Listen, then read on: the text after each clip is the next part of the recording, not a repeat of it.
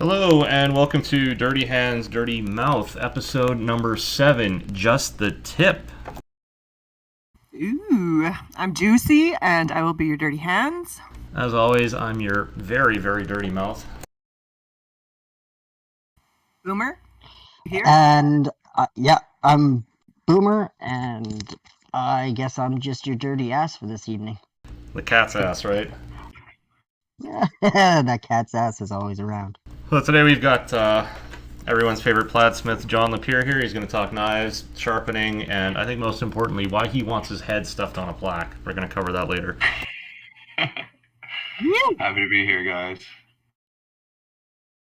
I guess I'll get started. So we'll hop right into knives. So most people, when they're working with knives, they're mostly familiar, I would say, with kitchen knives and stainless or like a German stainless steel kitchen knife. Most commonly, that'll be like a Wusthof or a Zwilling or a Henkel's. Do you have any comments on stainless steel? I know you don't work with it that much, but maybe just what you think about it, what you know about it, John? Personally, I'm not a huge fan of stainless. I find it's just a little bit harder to sharpen. It does, and there's a lot of cheap stainless, and then there's a lot of good stainless. And when you're going to the store trying to buy something, it's pretty hard to tell what's what without bringing it home and using it.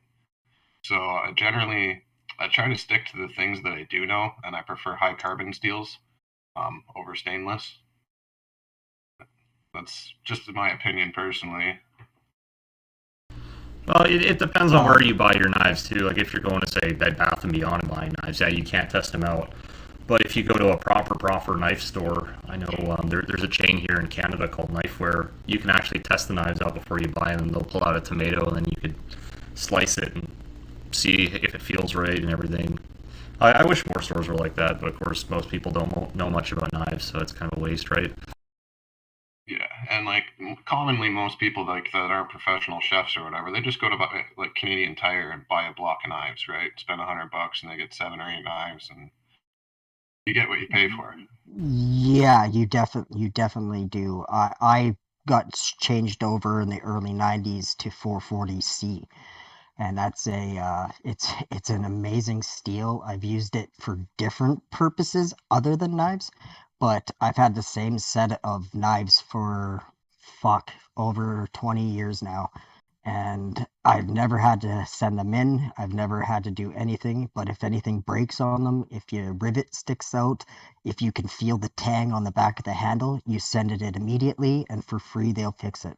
And I can give these knives to my daughter, and she can do the same thing. They'll never have a problem fixing them. Yeah, no, there's something to be said for things that were made a long time ago too, because like over the years, the metal has gotten crappier and crappier, just from all the recycling, and then the fact that a lot of shit's coming out of China, and they don't know what the fuck they're doing. It's all about money over there, right? It's kind of like when you're going to, if you're going to get parts off an old car or whatever, when they say they don't make it like they used to, that's entirely true. So like even I've gone and used leaf springs from other vehicles and stuff. The leaf springs that are on new vehicles suck compared to the ones that you can get off of something that was made in the 70s. So there's that too, right? Well, thankfully, there are absolutely. still places in the Western world, in particular, where there's a long tradition of forging steel and making knives. So Germany, like I think Solingen is the town in Germany where Wusthof makes their knives, and they've of course been making them for centuries. And then you've got a long tradition of British steel out of Sheffield in the UK. That's actually where I bought my sharpening steel. That's where that came from, is Sheffield. And then the Japanese, of course, have been making knives for millennia, right? Like they've been at it for a long time. Yeah, and Russia is really big on blacksmithing too. There's actually quite a bit of really good, talented blacksmiths in Russia. Oh, Norway Yeah. does the heli knives and forge of Norway, and they still to this day have the same methods that they used back then. The only difference in their shop is they have electricity. It's kind of neat when you buy one of their knives. It comes with their map and everything on the casing. It looks like a whiskey bottle, and you open it all up and it's all nice and hand built and stuff. And like they use leather inside the handle. It's got the hilt of the handle has a knob that locks the top of your sheath in place, so your knife will never come loose by accident. And the leather is, it's bar what is that word? Bar none. It's hands down one of the best sheaths I've ever owned in any knife. Like, I'll never have to worry about slicing through it. Yeah, that's great. Like, sheaths are important too if you're like, if it's a carrying knife, right? Not as common in the kitchen, but like you want it to be portable and you want it to lock. Also, depending where you are, there's certain rules on that. Like, a lot of places, it has to lock if you plan on carrying it. Yes. Yes. That makes sense though. Like, especially if you're going to be moving around and bending and yeah. Okay, hopping over to your specialty here, John, carbon steel. Could you maybe just talk a little bit about the differences between carbon steel and stainless steel? Yeah, so basically, I don't know an insane amount about stainless because I've never really focused on it, but I can explain carbon very, very well. So basically, the steels that I use are generally about 2% carbon, and that actually makes it a harder steel, but at the same time makes it so that way it is susceptible to rust. So like, there's a fine line of like how much carbon you want and how much carbon you don't want. I generally find like 1.5 to 2.5% is kind of ideal for the hardness. It's also what you consider rock wool. But I just find they make the best knives and they hold the best edges. And all of the best knife makers in the world, that's generally what they're using, is somewhere between 1.5% carbon to 2.5% carbon.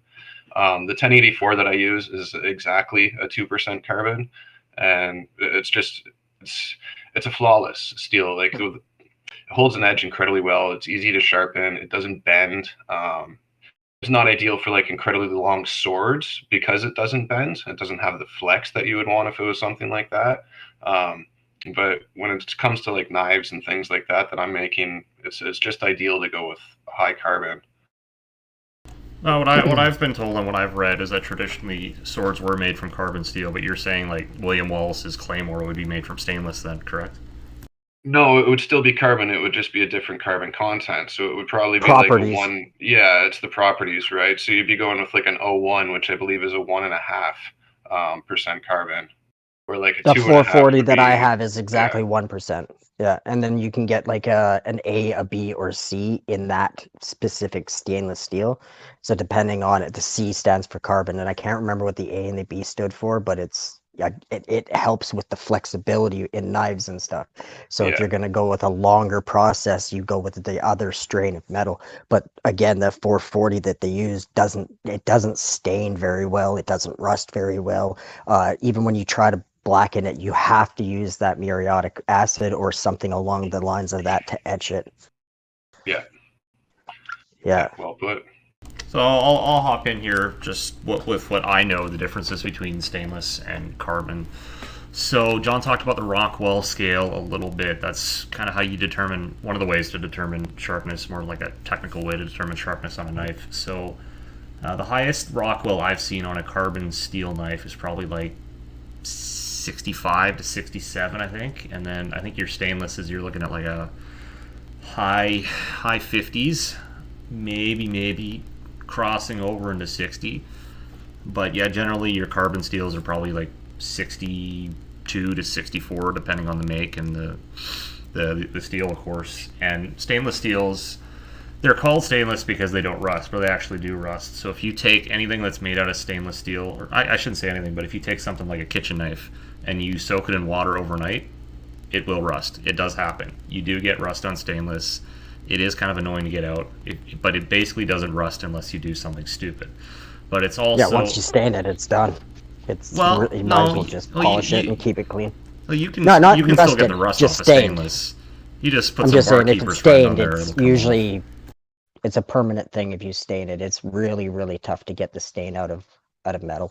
Well, and then the other thing with stainless steel knives is they tend to be a thicker blade.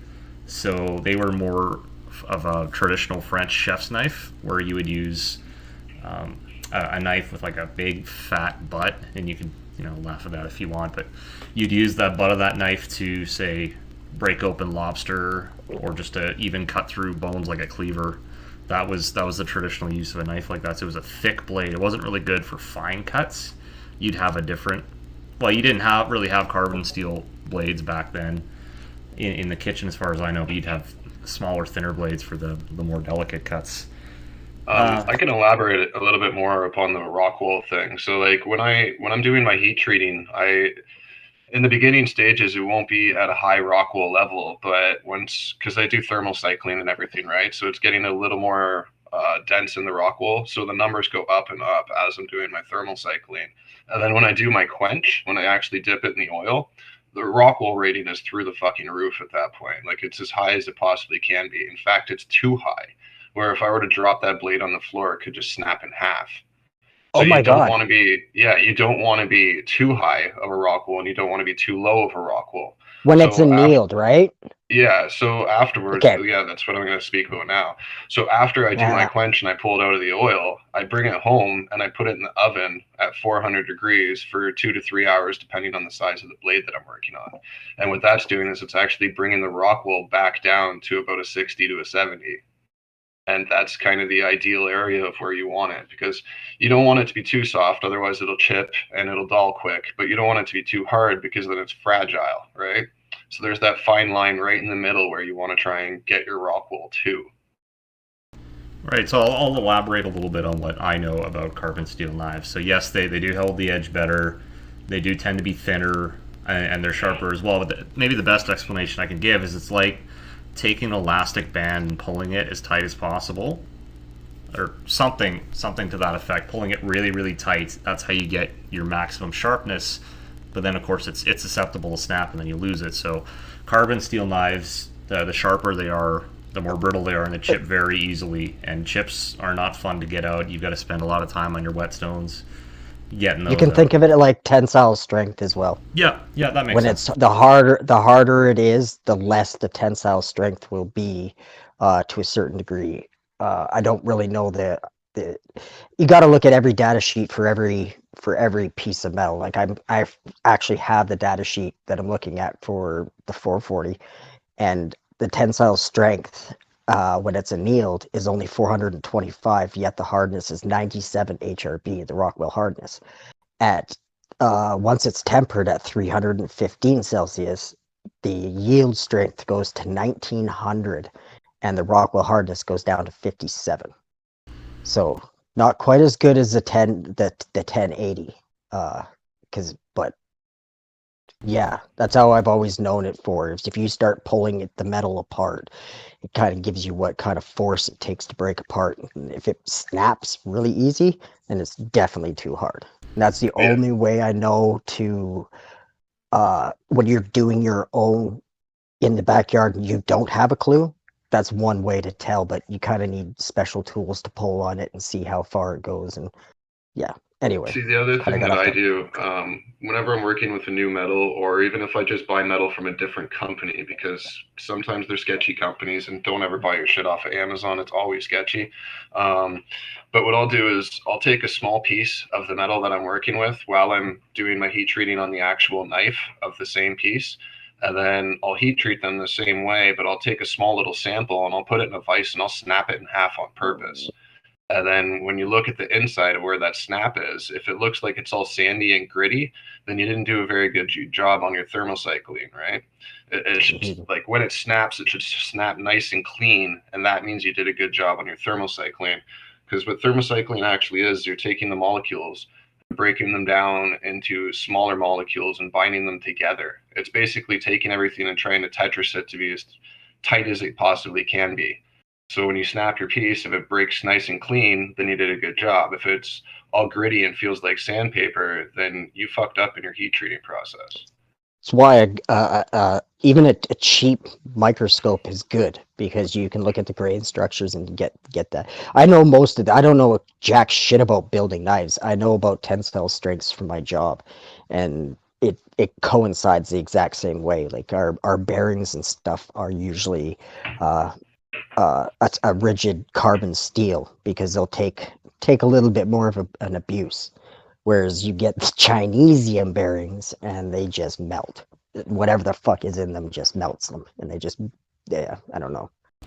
Well, thankfully, Knifeware has a stat sheet that they publish with every knife. and it's all on their website. So they have the Rockwell rating for the knives. They'll tell you the type of steel that's used and all that good stuff. I bought most of my knives on there, so I want to start posting some pictures of knives here. I'm not going to, of course, show you my knives, but I'll show you the factory version of them. So we'll start with my Yudo, it's called. So this is it's a Japanese chef's knife, but it's meant particularly for handling meat. It's called a cow sword in Japanese, a Yudo. And this one's a carbon steel. It's a straight up blue carbon steel, and the Rockwell, I think, is about 64 on it.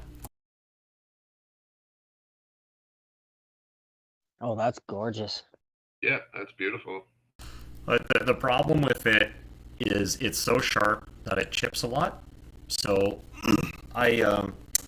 if I ever give it heavy use, I have to sharpen it pretty much once a week to get the chips out, which is really frustrating. So I've just transferred it to be a meat knife, where basically I'll use it to slice and process raw meat, and then sometimes if I have to carve, say, a roast, I'll use it as well. It's good for that. But I won't be using it for things like dicing onions or cutting carrot sticks or any of that, because it's just going to chip. You just explained why I got rid of my handles, because they were chipping. But I don't know what was wrong with them, but they chipped all the fucking time, and it was just more annoying because it was a lot of work to get it back. Well, if your stainless is chipping, you're either doing something stupid or it's a shitty knife. I can't speak to it unless I could see it. I just think they were not as good a quality, because the old Hankels that, like, fuck, you look at the old ones, they're solid. These new ones, they're like generic now. I think if you're going to buy a set of Hankels, really look at the knives you're buying, because I think what they have done is done a branding on shitty knives. They just put their names on shitty knives and sell them out the door. Yeah, it's possible. I honestly wouldn't recommend for any of the ladies out there or any of the guys who want to purchase their wives and girlies knife sets. Don't buy a knife set. Just study up on knives. Just buy only the knives you need, and you can mix and match. You can do some carbon, you can do some stainless, you can do all stainless. It really depends. You don't have to buy specifically from one knife manufacturer or one knife family. You can mix it up, because every knife has a different purpose, and you're just going to find the right combination for you. I mean, some people have bigger hands, some people have smaller hands, some people are taller, some people are shorter. So my Yudo there is a 240 millimeter, or I believe that's called a 9-inch, because I'm a bigger guy. I need a bigger knife. Most people will stick with a 210 or an 8-inch. But again, it really depends. You need a longer knife for meat processing, because you need to be able to pull through it. So sushi knives, for example, are very long, because you need to pull the entire knife through the meat so it's one clean slice. I'm going to pull up my next knife here. This is what's called a petty knife. It's sort of in between a paring knife and a utility knife. So this is just a standard Japanese stainless steel. The family's called Tajiro DP. They make some really solid knives. It's good if you're on a budget. You get that Japanese sharpness, but you still get stainless steel. This one, I believe, is 120 millimeters. I like to use it for smaller jobs, like if I'm slicing or dicing strawberries, or maybe I'm cutting lemon wedges or something. It's really nice for that. It's pretty as well.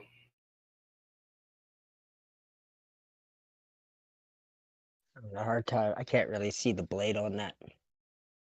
Try to make it bigger here for me. Oh, there we go.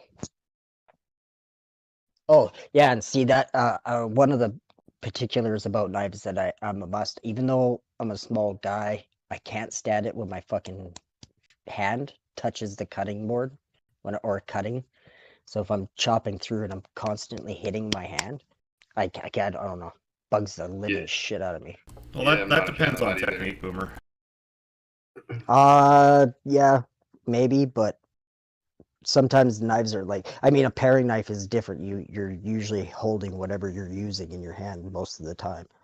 But when it comes to chopping and stuff, I don't like using a paring knife for that reason, because I'm constantly hitting it. And if you're like me, you're working in different places. At any given time, you could have cuts on your hand, which, I mean, they're raw because you got to keep them cleaned if you're cooking. So Yeah, I can see that sucking, especially if you're cutting up like lemons or something, right? oh yeah, or like, and because I always, if I do have cuts and stuff, I bandage them up and stuff, or if they're really bad and dirty, I got a box of those sterile gloves and I'll wear those so that I'm not contaminating anything with what I'm working with. It's a bitch and a fucking half, but I mean, you do what you have to do. Guys, like Dub says in the chat, a sharp knife is a safe knife. If you cut yourself with a sharp knife, it's going to be a nice, clean cut. If you cut yourself with a dull knife, it's going to be ugly. It's like a serrated blade or something. You don't want that. You cut yourself with a sharp knife, you don't even notice. Yeah, so if you're ever in scouts, that's like the first thing they tell you when they allow you to have a knife in scouts. Very first thing they say is never have a dull knife. It's more dangerous. The sharp knife is going to be... first thing I taught my daughter. Sharp knife is going to be almost an effortless cut, depending on the sharpness. On a dull knife, you're really going to have to work for it, and that's when it gets dangerous, and that's when you cut yourself. Yep. This is the next knife. This is it looks like a carbon steel petty knife. It's actually called a deba, which is a Japanese fish knife for small little fish. I got it as a gift after I got out of culinary school. It's become sort of my main small knife now. This one is clad with stainless steel, so it's just like the edge of the blade there. You can see where the bevel is that rusts up. Everything else doesn't rust, so it's quite nice. It's lower maintenance than my Gyudo. I really like that. Yeah, I like the pattern on it. It almost looks primitive. But that handle, what is the handle made out of? Do you know? I think it's a pocket wood. I don't know for sure on that. I'd have to look it up. Is it definitely a hardwood? Is it a good solid handle? Like, does it feel big in your hand? I don't know if I describe it as big. It's just you're a pretty big guy. It's solid. It works really well. I mean, like when you're holding on to it and stuff, your hand doesn't cramp because the handle is too small. No. Again, when you're working with petty knives, it's a different grip. For me, it's more like a pinching grip. I'm just sort of pinching it between a couple fingers versus just like squeezing it like you would with a chef's knife. Okay. So we'll move on to the next knife. I bought a boning knife that's more suitable for fish a couple years ago. This one's also a Tajiro DP. I haven't used it much, but it's become my fish filleting knife if I ever need it.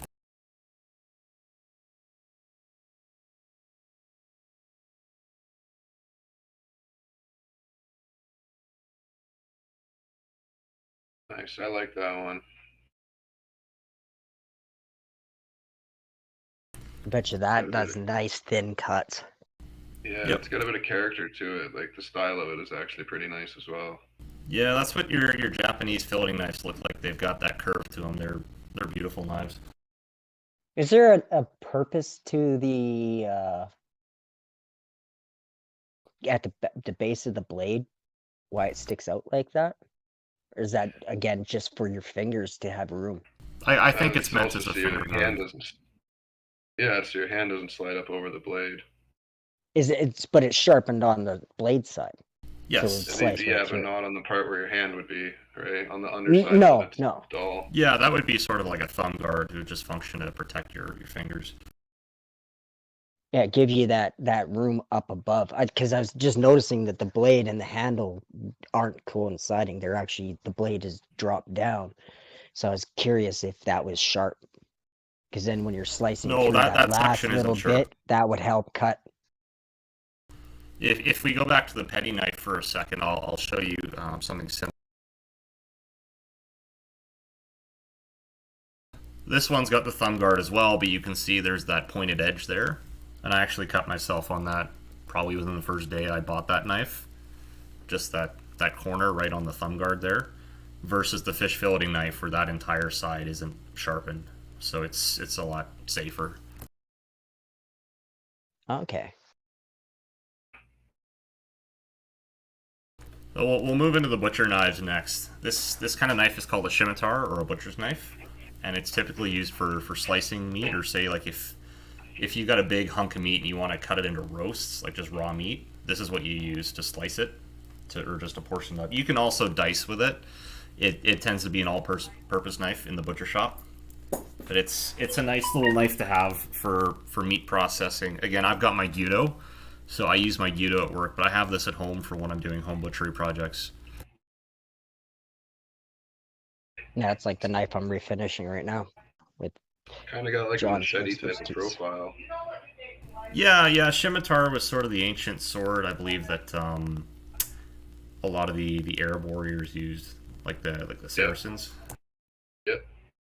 That's my go-to for hunting and stuff. If you're skinning and stuff, this is the knife that I'm refinishing. And it even had a thumbprint from doing all of the skinning and taking all the sinew and shit off the back of the. I wouldn't use scraping a it. scimitar to trim. The blade is too thick. But I've got a couple boning knives I'll show you that I would recommend for that purpose. So you've got two major different kinds of boning knives. You've got stiff and flexible. This is a stiff boning knife. And Victorinox is a solid brand out of Switzerland. The butchers I talk to recommend Victorinox knives. And it's a really thin blade. And this is what the butcher shops use when they're trimming meat. And this thing is the sharpest knife in the shop. These guys sharpen these things every day, and they don't even saw through the meat, they just push. Oh yeah, but what I mean is like on the back of the fur, you have all that meat and sinew and all the skin. You have to scrape all that down to raw hide.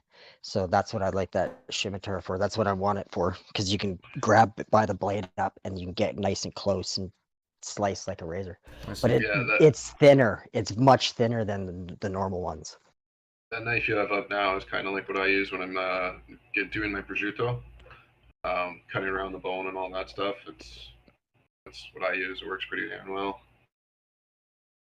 And then this one is the flexible knife. I mean, you can't really tell the difference other than what's written on the blade, but the flexible knife actually has some bend to it. So when you're working around tricky bones, like for example, the pork leg for a prosciutto, you're working around that H bone. This gives you some flex, and it's quite nice to have. Yeah.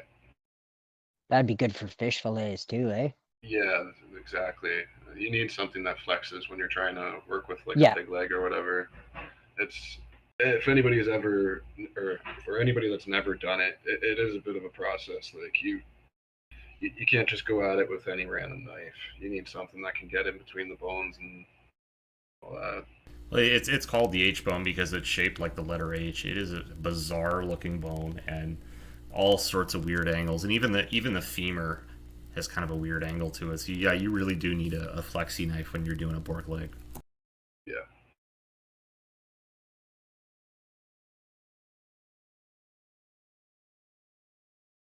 Yeah, I sharpen my knives right before I go to do it every single time too.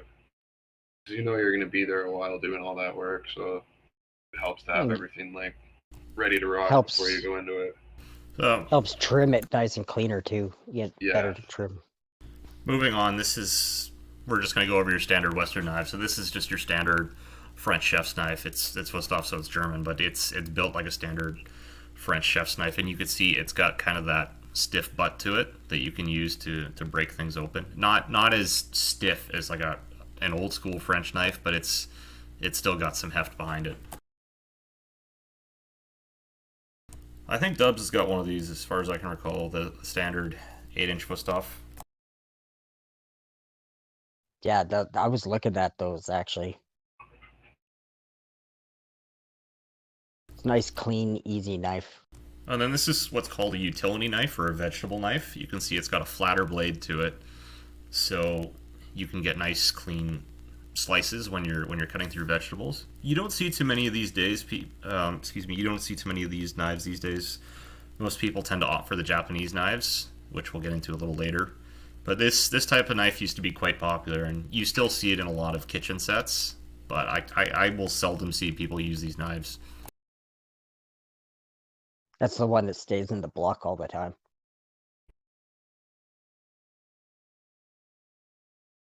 What would you use that for mostly? The utility knife you tend to use it for vegetables. So it's just a little bit bigger than the paring knife then. really. So let's say you're working with a bell pepper or something and you want to cut some strips. That's sort of the classic vegetable knife problem. So if you're using a standard chef's knife and you're trying to slice strips of a bell pepper, what's going to happen is the skin is going to dull your knife, and you're not going to get the full torque you need to cut all the way through. So you're going to end up with what's called an accordion shape. So you're going to have just this accordion of strips that are barely connected. Versus if you have a vegetable knife where you can just slide it right through because it's got that flat blade, you won't have the accordion problem. And we'll get into that a little bit when we talk nikiris. This one here is just a standard bread knife. Bread knives have kind of changed over the years. They used to be a lot less scary looking than they are now. Just the general idea here is this is meant for maximum torque when it comes to cutting through bread, because you're getting a lot of these steam crust breads that have got a tough crust on them, so you need a strong knife to pull through it.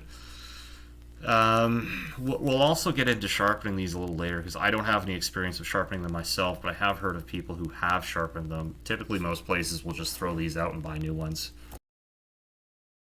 Again, if I want mine sharpened, I just send it away and they send me another brand new one, properly sharpened. But it's got holes in the middle of it. You know, so the bread has a place to go, and it doesn't. It's really awkward, weird looking blade on it, but works. You say the blade has actual holes in it? Yep, it's hollow. Are we talking? It's a bread knife for yeah. Are we talking one of those like Granton slicers where it's got the little indents, the rivets on the blade, or are we talking actual holes? No. Like the blade itself is like hollow. It's got the edge on the backside and then the blade, and then there's like a small line in between. But the actual blade itself has got nothing there. It's empty. I was just gonna say, if you get a blade with holes in it, it's meant to be used as a cheese knife. Yeah, I think that the cheese knife is designed the same way. It's smaller though. We talked about gyros earlier. This is another Japanese chef's knife called a santoku, or sentoku. It's meant to be more general purpose. Personally, I think these things are shit. You can just tell by the curvature at the tip. It's just kind of got a curve to it, which isn't going to give you the best cut.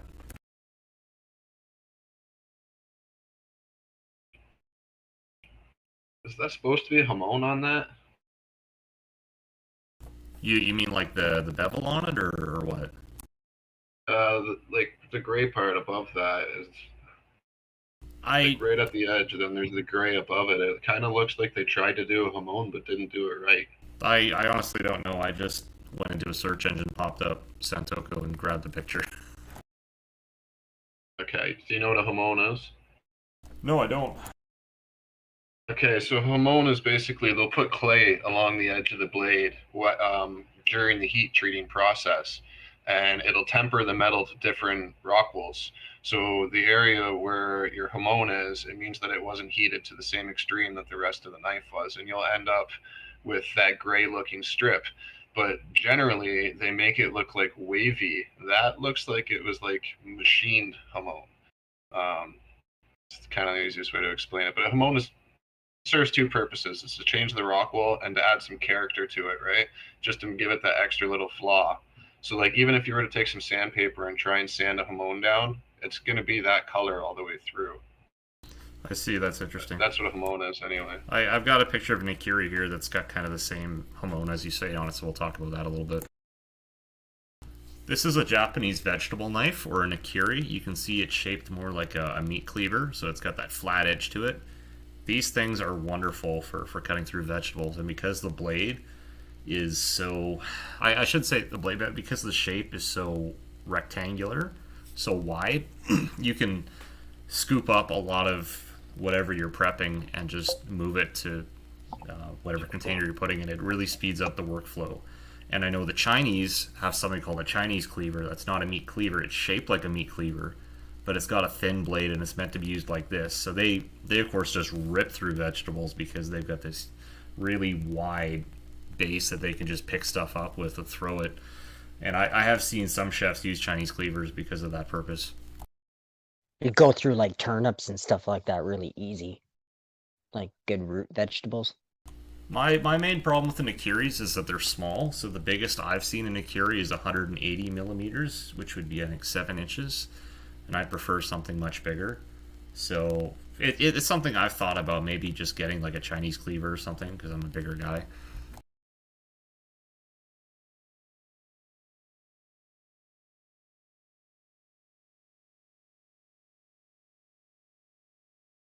Doesn't seem like something I would use very often in the kitchen. You actually use it very often in the professional kitchen because we process a lot of vegetables. Yeah, you do a little more higher end shit too, I guess. Yeah, when you're making stuff from We're not talking scratch, about and just onions. yeah, particularly in the French style, you're dicing up a lot of carrots, a lot of celery, a lot of onions. You're mincing garlic, you're mincing shallots, so it all adds up pretty fast. It's funny, I have a cleaver, and the only thing I ever use it for is cutting meat that's still partially frozen. No, you're talking a meat cleaver, right? Like not a Chinese cleaver. Yeah, meat cleaver. Yeah, I just want to repeat again. A meat cleaver, its purpose is cutting through thin bone, or to use as a coup de grace when you're cutting through bone after sawing through it. It is not meant to be used for dicing and slicing. You can use it for things like cutting up lobster. It's very good for that. But it is much different from a Chinese cleaver, which is more like it's a Chinese chef's knife. It just has the shape of a cleaver, but it's got a very thin blade. So what I'm saying is it has a nice wide base, so it's very good for picking up whatever you've cut and throwing it around into a container or something. It really speeds up your pace of work. I like it for chickens, small game and stuff like that, but I don't have a cleaver that's big enough to do any of that. My friend though, he's got a real Henkel, and that fucking thing is like an axe. It is really sharp. It's really old, and it will yeah, it does some pretty nice cuts through bone. I'll have to show you my cleaver sometime. It's pretty heavy. I think that's got to be the key to them. They have to have girth, and they got to be strong. Cause I bought one and I fucking hate it. I mean, it's basically good for spreading shit on something. That's about as good as it gets. Juicy, did you have any knife questions? Knife questions before we move on to sharpening? No, honestly, I'm just sitting here listening and learning. I don't want to tell John where I buy my knives from because I'm a little embarrassed. I buy mine at Canadian Tire too. Don't worry about it.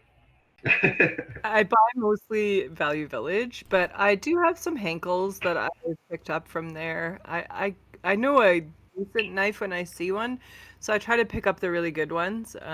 But they're not sharp, and most of the stuff I do is just, stay-at-home mom stuff. So I don't usually do a lot of fancy stuff with knives. So I'm just here listening. And you know what? Going to Value Village to get knives, you might be better off than going to Canadian Tire, honestly, because like I was saying, the older metals are better than a lot of the newer stuff, and you might just find that one fucking great knife in there that you wouldn't have found if you went to Canadian Tire. You know, it's kind of a gamble, but I'm not hating on Antique that. shops. Yeah, Thrift I stores. could see I that. I like could it. see that for sure. Lots of good stuff, and I find that there's like the stuff that's worthy of being handed down or making its way to the thrift store is often older quality stuff. It's not the made in China Canadian Tire garbage that we can buy nowadays. Anyway, that stuff doesn't last long enough to make it to a thrift store. Yeah. No, no. Well, that's why I bought my knives too. Is like for somebody who travels like I do, and for me being able just to like send them in and have them replaced, that was a I like that. I like that. You can't beat that feature. And having a knife that is designed not to dull as well, like it's got the tips are rounded off, so when you're cutting against glass or cutting against the cutting board, it actually isn't affecting the blades. The only thing that's affecting the blades is the meat or whatever you're cutting. And when that gets dull, send it in. They fucking and in the States, they sharpen your shit and send it back, but in Canada, they just give you new ones. It's fucked.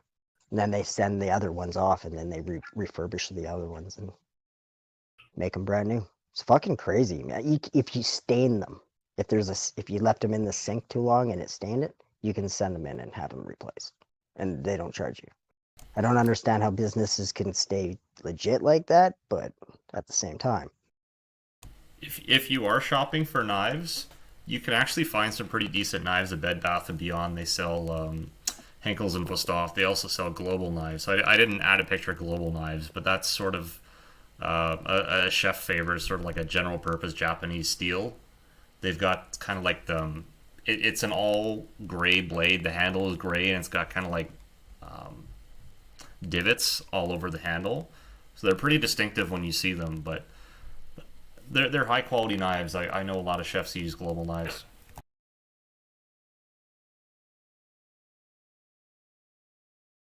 You were saying you're cutting on glass, like a glass cutting board? Oh Yeah. God, no! Please don't cut on a glass cutting board, Boomer. Don't do it. Again, that's the whole point of it.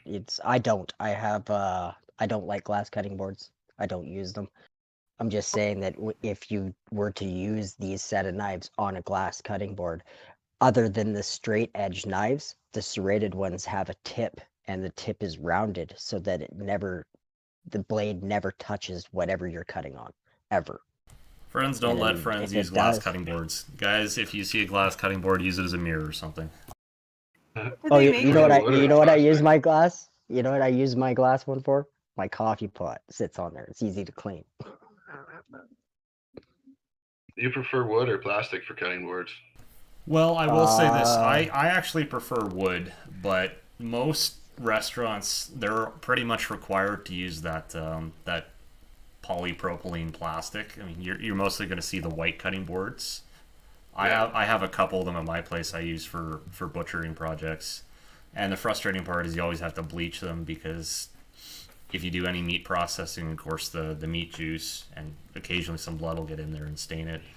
They're really frustrating to work with because they have all the grooves that build up over time, so they're not the most sanitary. They're actually less sanitary than wood, but because we're restaurants, we're ruled by dipshit health inspectors, so that's what we're stuck with.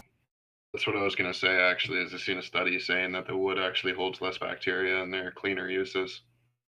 Well, the wood is porous, right? So the bacteria is That's not why going to you're stay in there.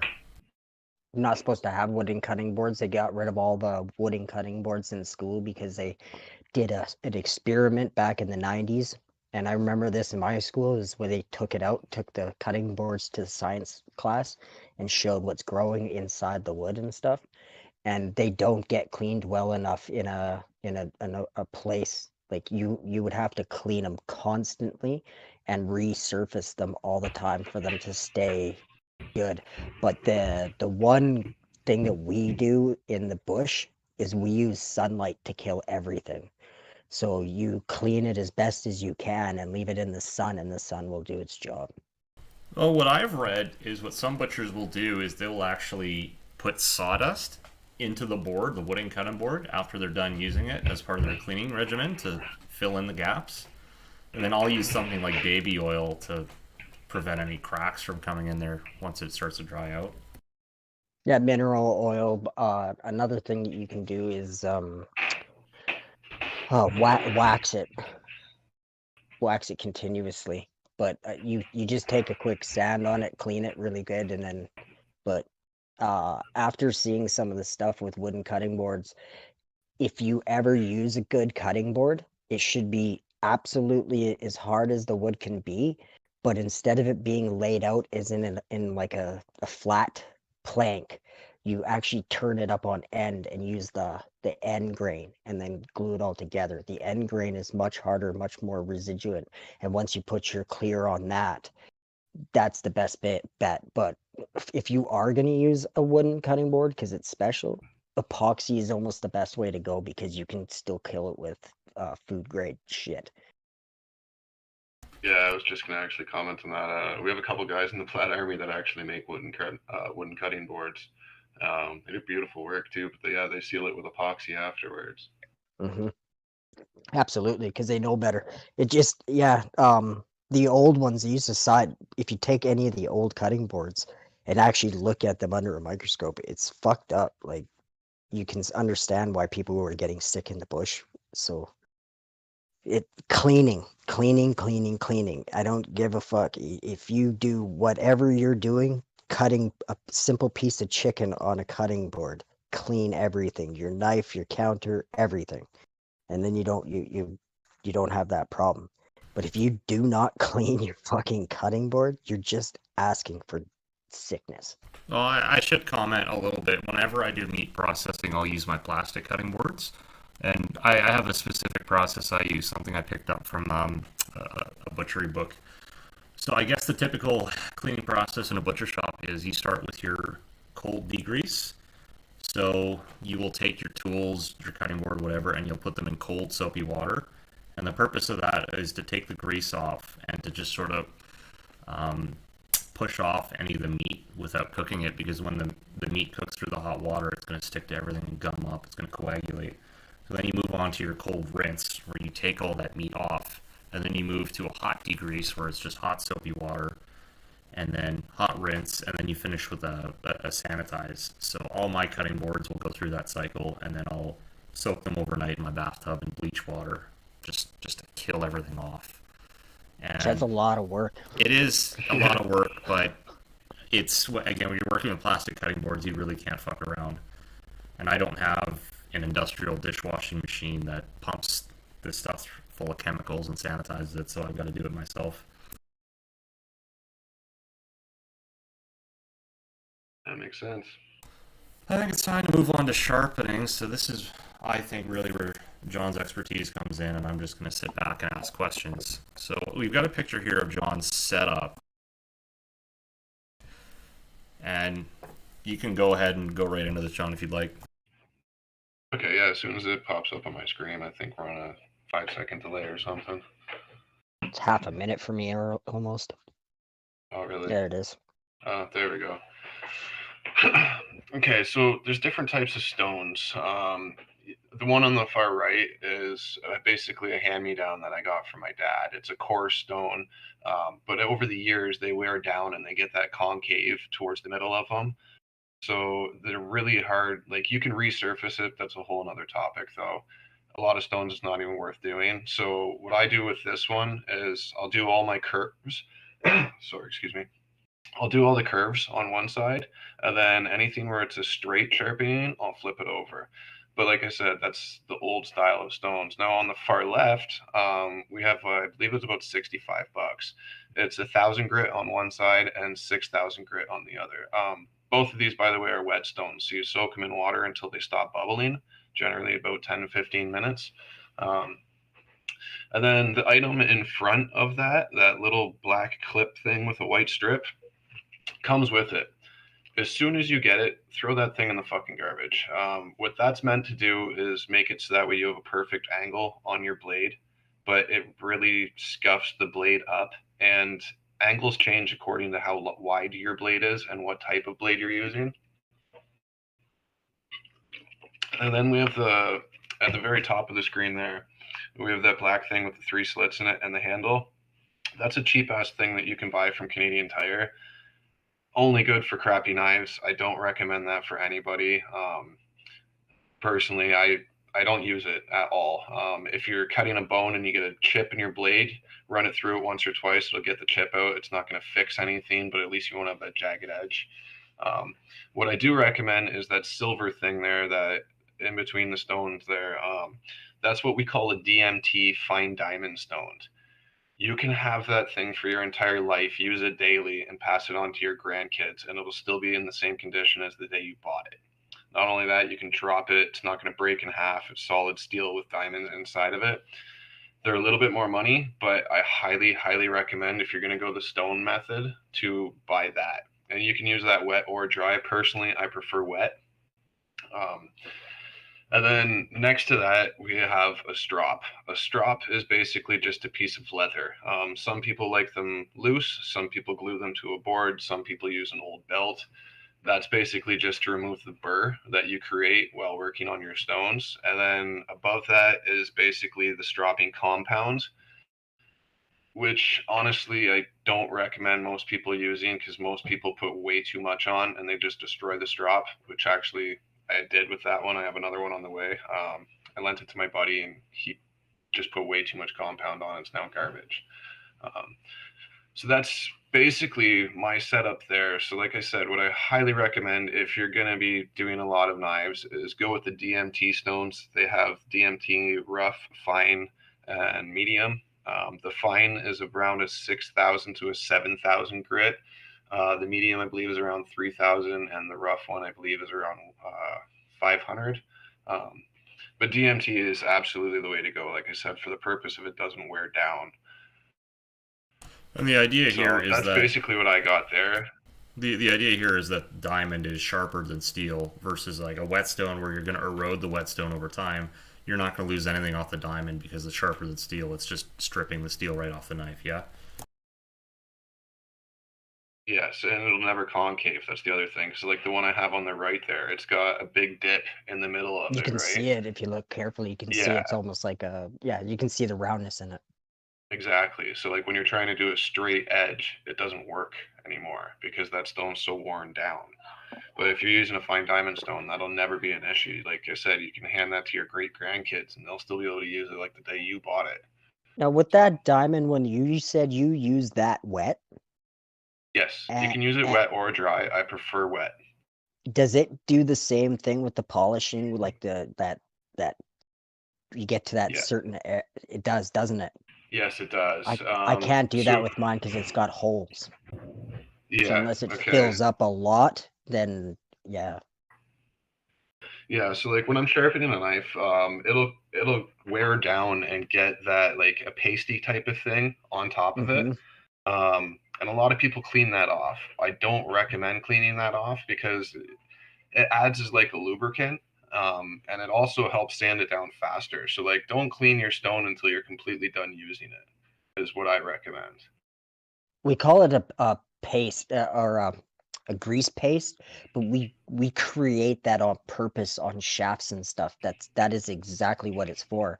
When it gets down to a certain point, kind of as far as the sandpaper will allow it to go, that paste is like the next step, and it'll just polish right clean. And yeah, I've never done it with the diamond one, but we do it all the time in certain application. We even have a paste at work that's it's grit inside of grease, and it's just different types of sand inside a different grease, and we just put that stuff on and then rub it with a cloth, and Yep. that will bring out the shine.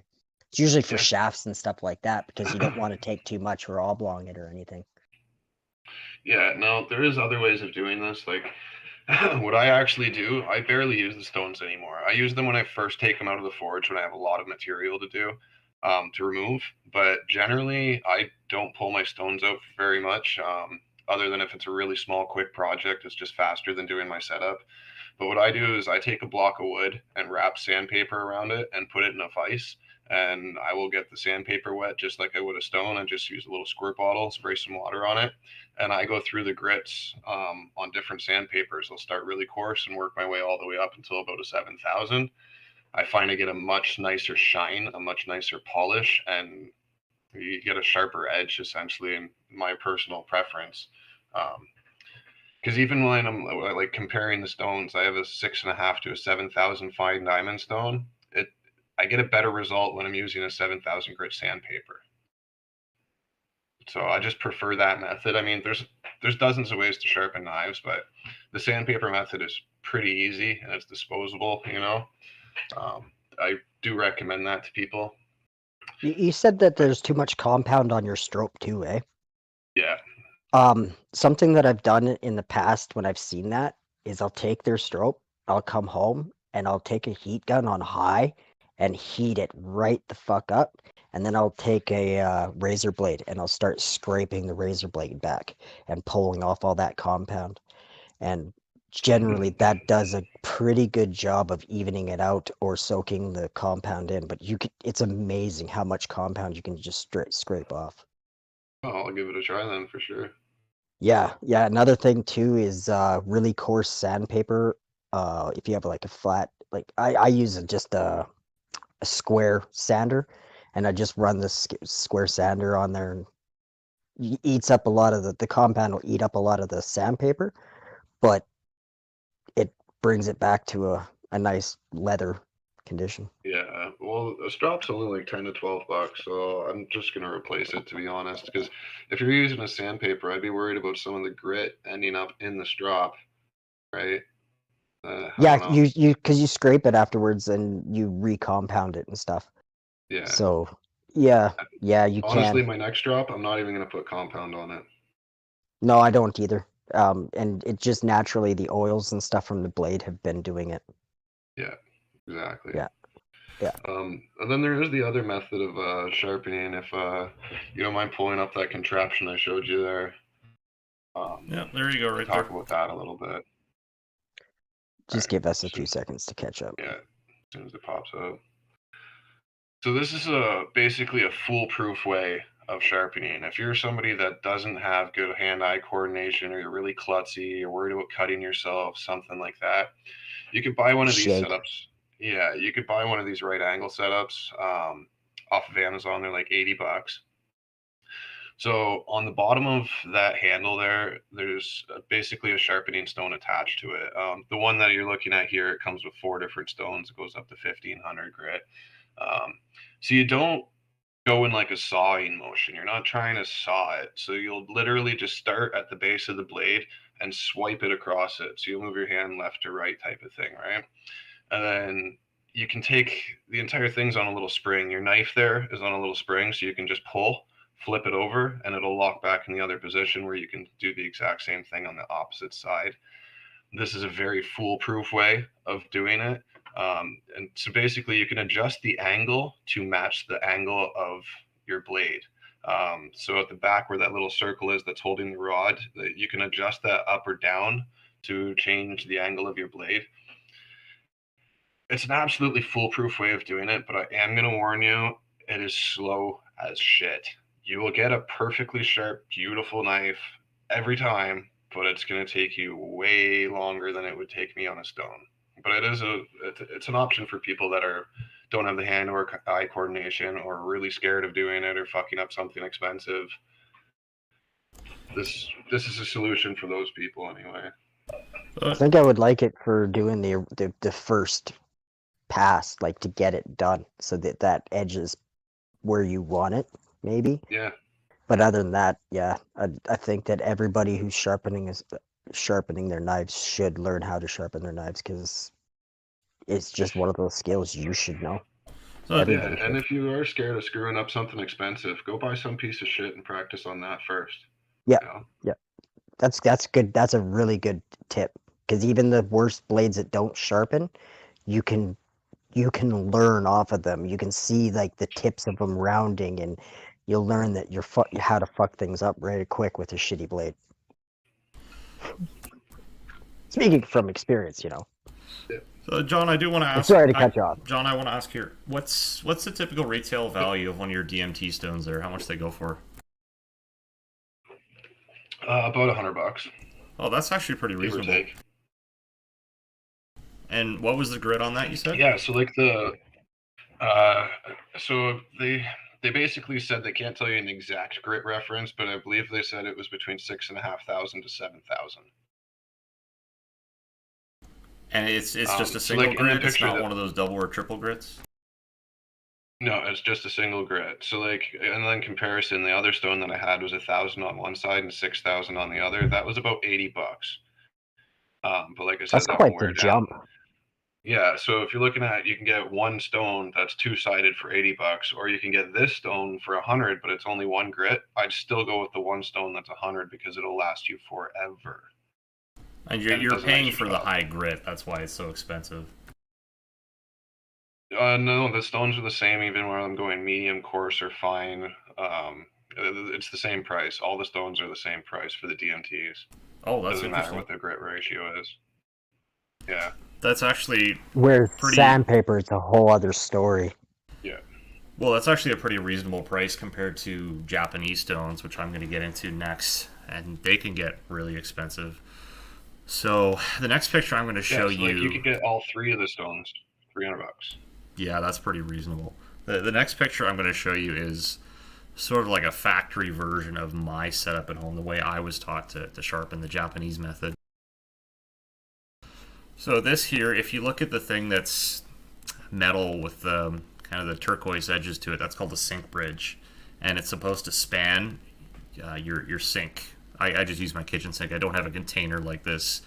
And then to the left of it is your whetstone holder, and just a couple stock whetstones there on the right. I've got a 400 grit, 1000 grit, and a 5000 grit, but I bought what are called Japanese, what are they called, like natural stones or something, so you don't have to soak them. You just put some water on them, you just splash some water on them, and then you can go. My whole setup that I bought probably cost me about $500. It's just the kind of stuff that's marketed to chefs. It's what we're taught. I took a sharpening class at Knifeware, and that's what they taught me to use. So that's what I used and have used for a couple years. If I were to do it again, of course I wouldn't buy this. I'd probably go with the DMTs and have John help me get something set up. But this is what I've got. You also do it the old Japanese style. So if you don't know what you're doing, you can again, a microscope scope can show you that you are ruining your blade if you do the Japanese style wrong. Yeah, and I have a video I'm going to pull up and show you guys on that. Just that'd give be me a cool. little bit here. Sorry, I hope I didn't cut anything off. I like the Japanese style, but I've always been really cautious about it because, yeah, you fuck up the grain structures. And it's kind of weird. I never thought about it.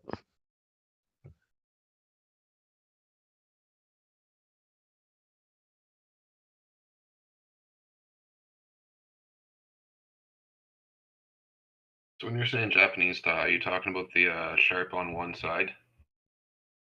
Basically, the way I was taught is to work on sections of the knife.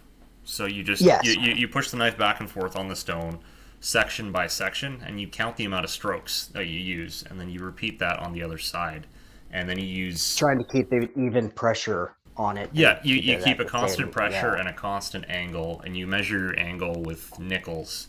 Each nickel would represent 5 degrees, and I'll pull the video up and then I'll start talking.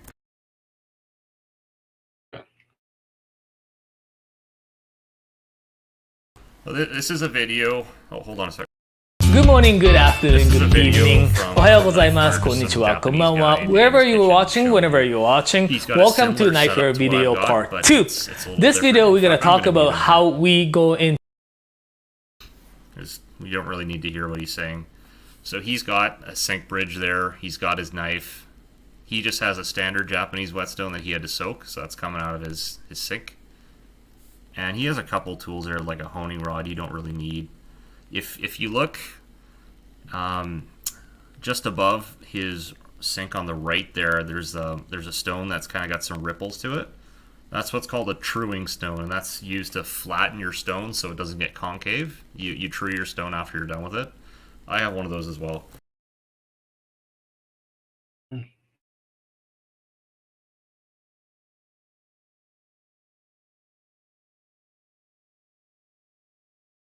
Well, it's better than how I do it.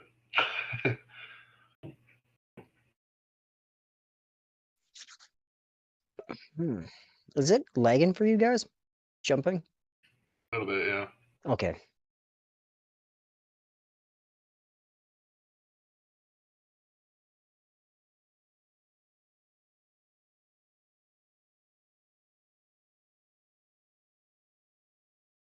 Here he's got his nickels out, and I'll just explain what he's doing. So your standard Western knife, your blade angle's at about 20 or 22.5 degrees.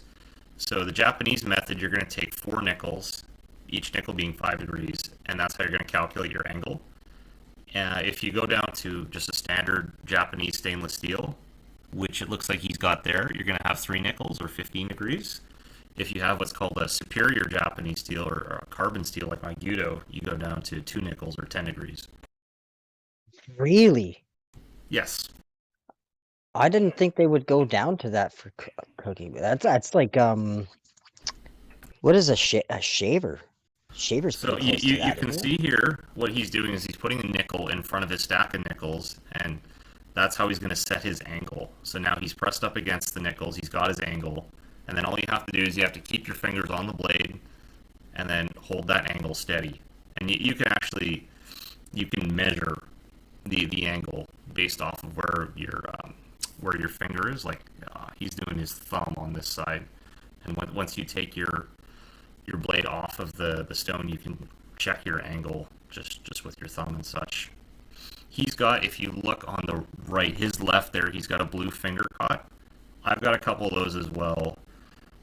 You can get them from Staples and a couple other places. I actually bought mine from the bookstore at my trade school. I think they're used for carpenters. You gotta excuse me for one second. Yeah, no problem, dude. Yeah, no problem. This shit happens, right? Mm-hmm. Yeah, so you have the finger cuts there because you're really pushing your fingers against the stone with the Japanese method, and you're So just if you gonna slip. yeah, you're gonna strip skin off of your fingers if you're not careful. You're gonna do it anyway. You play with knives, you're gonna get cut. Well, no, this is different. This is just general wear and tear on your finger when it's unnecessary. Oh! Oh! So you see where his finger He's not is. sanding his fingers Yeah, down. he's sanding his finger down, exactly. I thought it was I thought he was gonna put it on his thumb so that he wasn't cutting, like it was protecting his thumb. Okay, sorry. Yeah, so here he's splashing some water on his stone. My stones, I don't have to soak them, I just splash the water on them. And you tend to work at a 45-degree angle. He set his angle there. His thumb is what's holding the angle in place.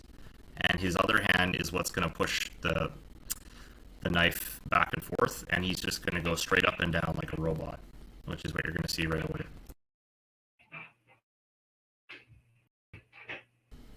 And you could do this at twice the speed he's doing it. He's starting to get a little faster once you get good. And that's the end of the video.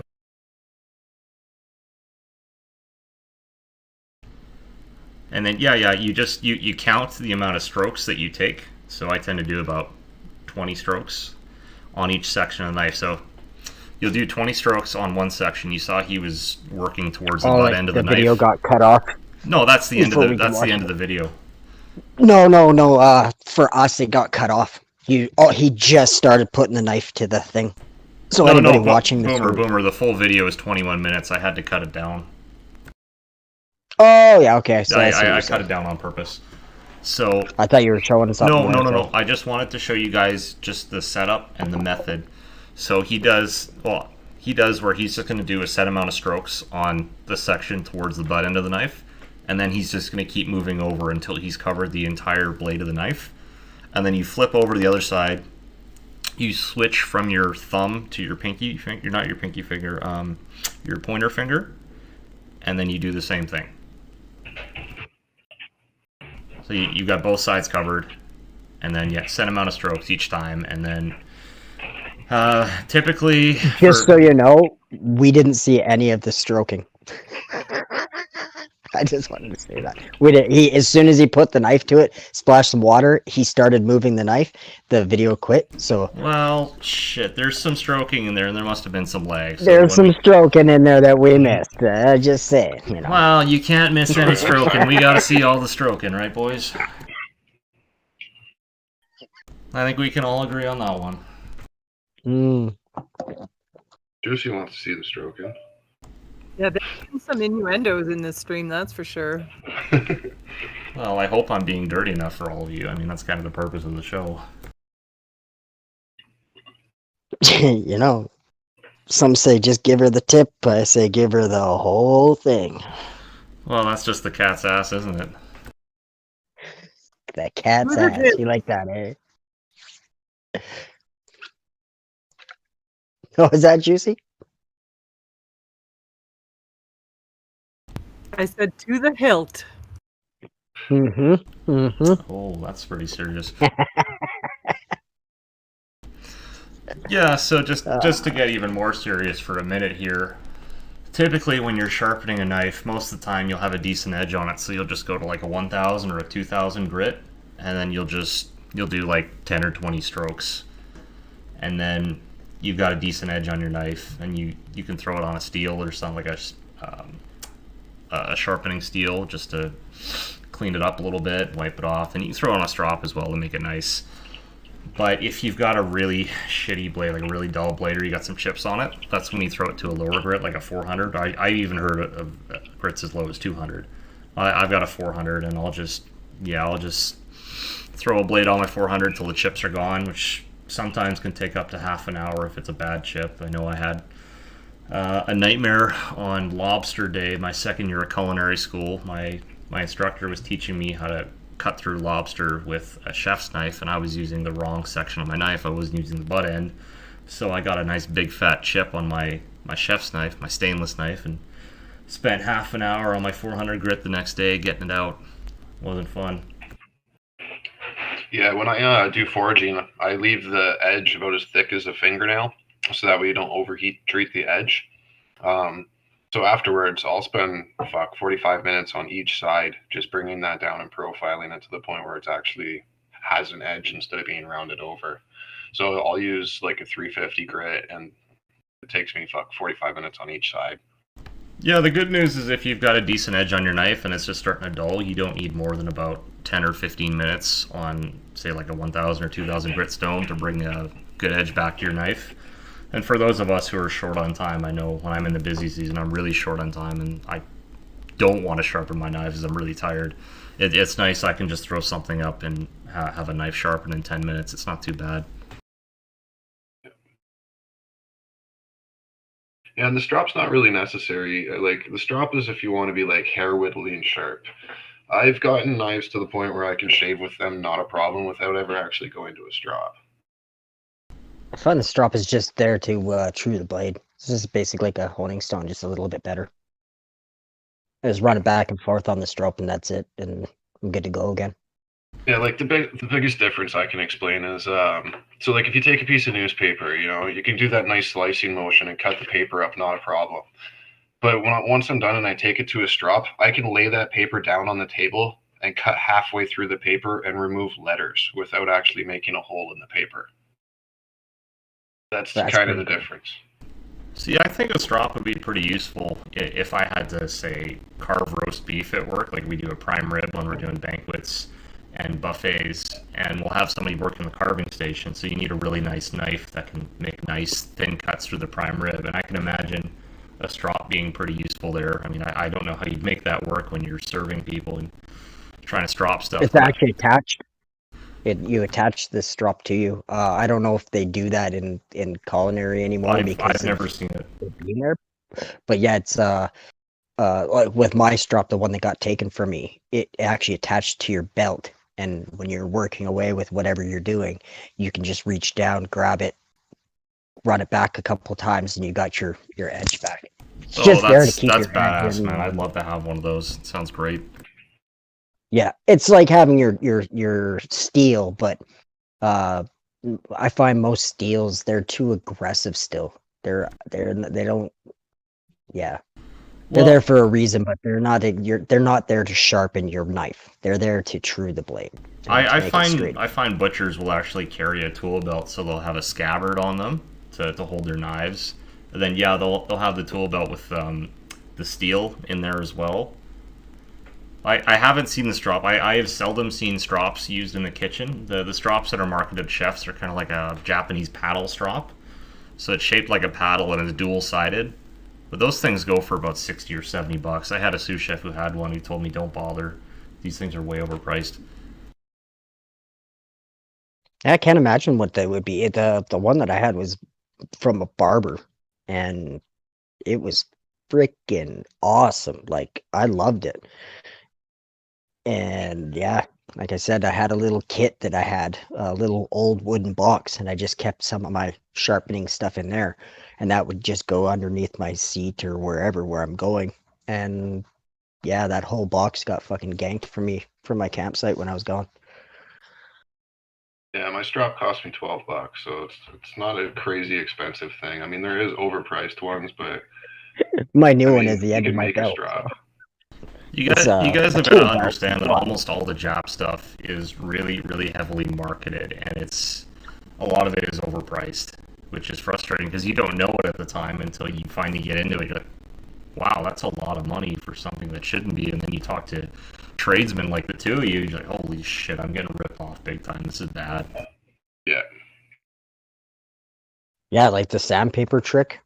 I mean, I never would have guessed it, but huge fan. I Yeah. use a lot of sandpaper to polish a lot of different things, and knives. I just always I don't know. It just seemed weird taking something like that to the blade, but you start getting up there and grit, and I've been nothing but astonished at how well and how clean.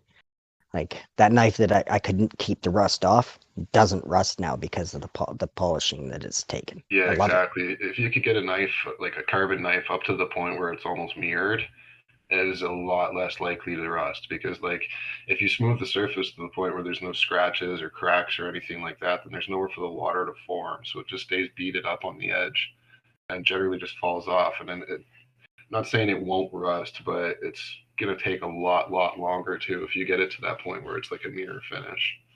It has to sit, and even then, it might just put a little bit of a stain on it. Yeah. Little watermarks or whatever. That's easy to get out. It's not like an actual stain. I've stained blades with certain stuff that just it'll never come out. It's changed the color of the blade for life, I think.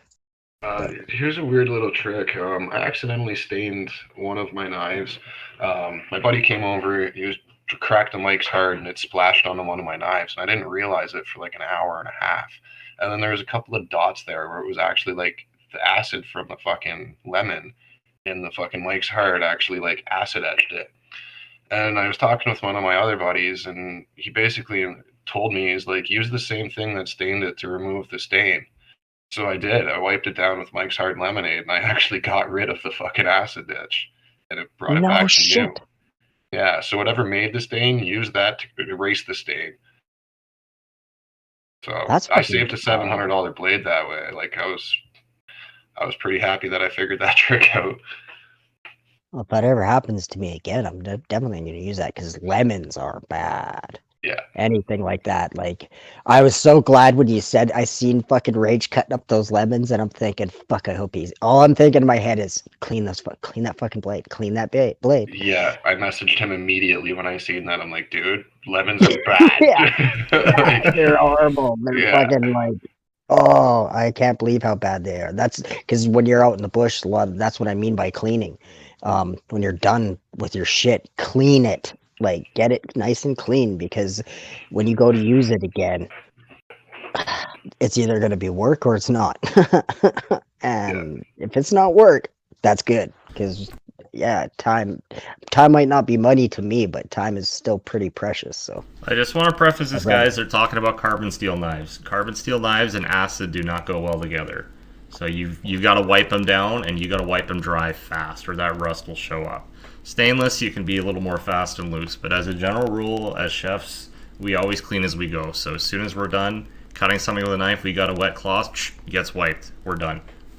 And you should follow and that's where that 440 comes in really, really nice. It is, it's a good mixture of a high steel with the high stainless steel with carbon added. It is a 1% carbon additive, and it's actually really hard to stain those blades. And like I said, I think if I had a good set of hankles, I might have had a better outcome.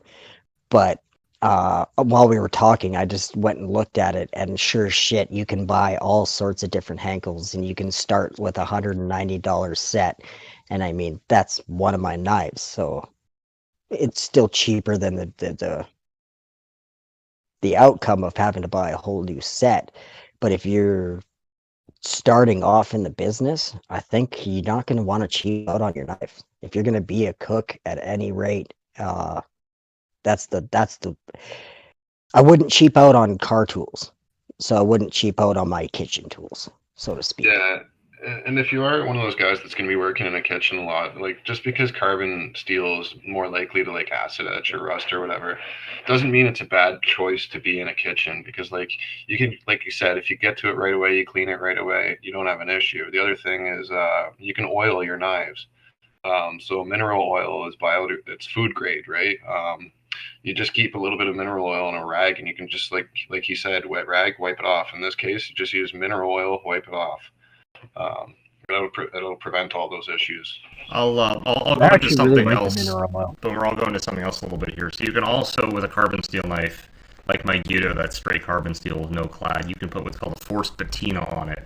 So I will soak my Gyuto overnight in vinegar or vinegar water, and then when I pull it out, I have to wipe it off right away. And what happens is it forms a rust coating on the knife. It darkens the blade, and then what happens is it will prevent rust from coming onto that knife.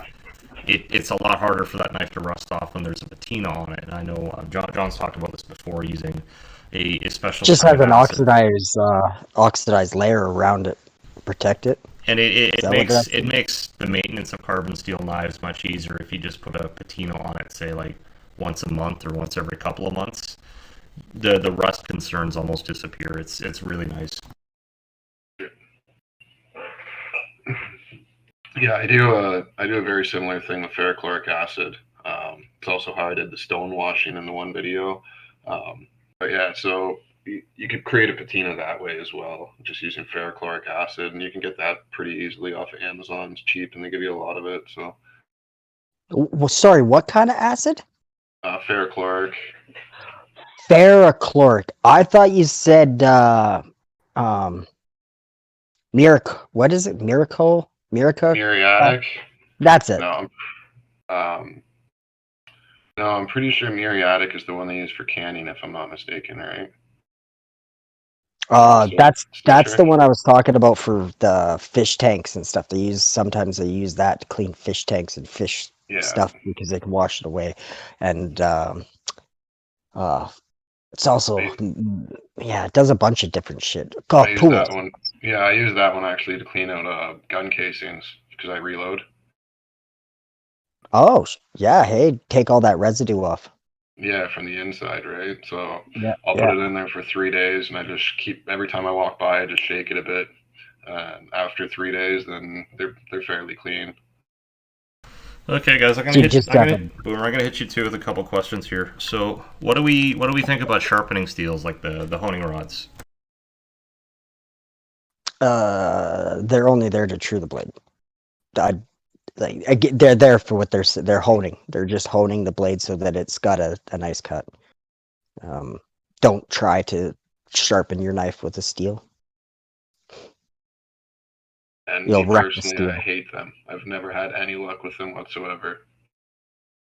Well, I will say this from the chef's perspective. They're really nice for extending the length of time that your edge will last. Because they do strip a little bit of steel off your blade, you're going to keep that edge for longer.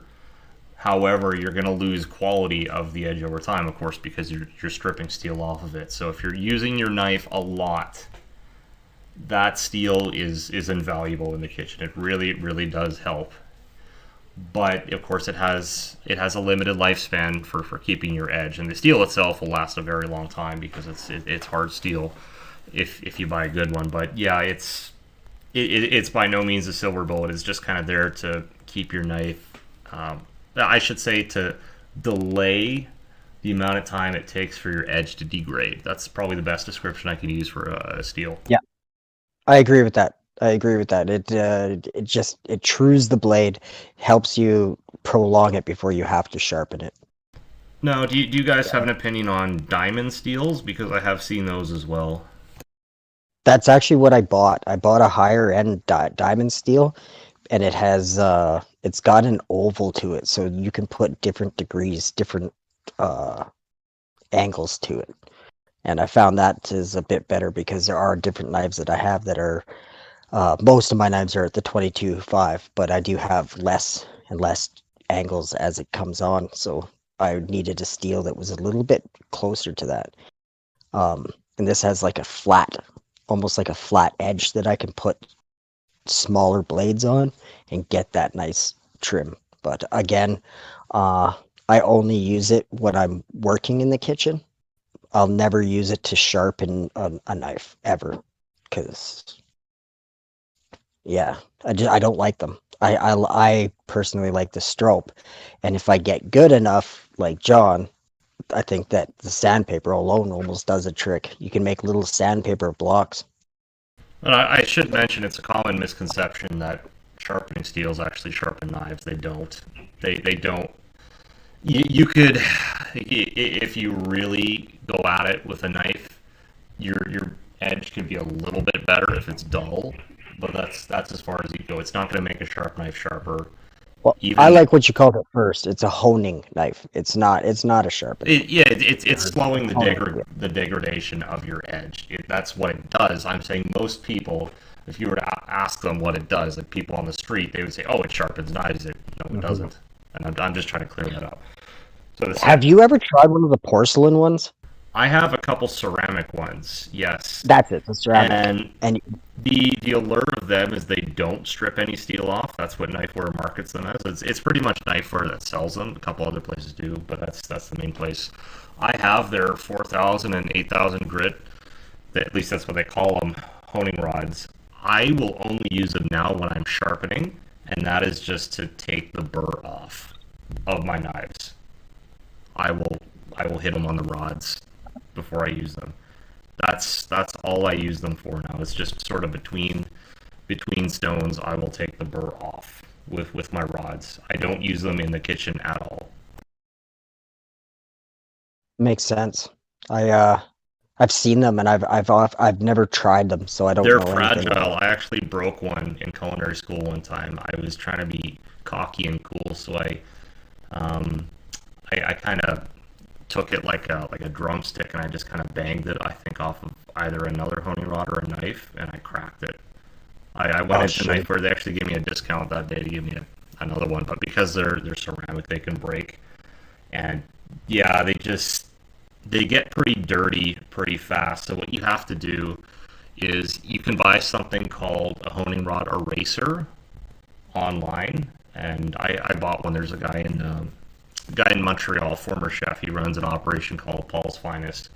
It's actually where I bought my whetstones from, and he sells knives as well. But he sells this honing rod eraser, and it basically just functions like an eraser, and you just rub it up and down on your honing rod, and as fast as you like, but don't get too fast, don't get too excited, and then it'll get all of the burr and all the steel off of your rods. So it's nice and clean. You use that in, you can even stick your mouth in it. You have like your sandpaper. It's like a big eraser, and you just run your sandpaper, or if you got an orbital sander, you just run it over there, and it'll clean your sandpaper up. If you don't have one, John, you should definitely get one. They fucking. Yeah, I figured you would. You said you got it, all the tools in the world, and they're fucking amazing. And when you start using them, they're just like, oh, where has this been all my life? Okay, guys. Question number 2. So here's a hypothetical scenario for you. Let's say Juicy's been a good girl, and Gooch comes home for his week of freedom, and he buys her a set of knives, and she gets all excited, like, oh, I love you, I love you, I love you. She's got these, Vostok knives or whatever, and she uses the shit out of them, and then they start to dull. How would you recommend that she would sharpen them herself on a budget? Okay. Well, it also depends on her skills. Well, let's just posit that she's got no sharpening skills at all. Okay, well then I'd actually recommend that little contraption we showed earlier. You can get that off Amazon for about $80, and if you got no skills at all, that is the foolproof way of doing it. And it comes with the 4 different stones. It's the safest way. You're least likely to hurt yourself, and you can't fuck up. It's slow as shit, but you can't fuck up. I personally like the diamond plate myself. If you're confident that you can learn, that I'd strongly take John's advice and buy maybe not the worst knife, but a knife that you're not going to be like regretting and destroying, and just practicing with that. Practicing until you've got it at the point where you can cut. And you'll, if you're calm and patient enough, you can learn and acquire almost any skill. If you have an issue where you're shaky or you have an illness that doesn't keep you controlled, I think that an $80 device that helps you sharpen your knife would be beneficial to you because you're already having an issue with shakiness. You're gonna want a knife that will cut when you want it to cut. Okay, well let's suggest that space is at a premium. Space is tight. Would you just go with like a DMT stone then, and maybe just a couple different grits, like a 400 and 1,000 or something like that? Absolutely. Yeah. Now, do those DMTs require some sort of holder when you're using them? You can. Generally, what I do is I just put it on top of a chunk of 2x4. Or you can put it into a vise. Yeah, I do that sometimes too. It also Mine just came so with a happens, block. You just screw it down. yeah. It also just so happens to fit on top of one of my other stones, so I use that just to raise it up an inch or two off the table, and then I just squirt it down in the water bottle. Because that's my only complaint with the DMT stones is that if you're just putting it down on the table, it's so close to the table that you need to prop it up at least an inch or two on something.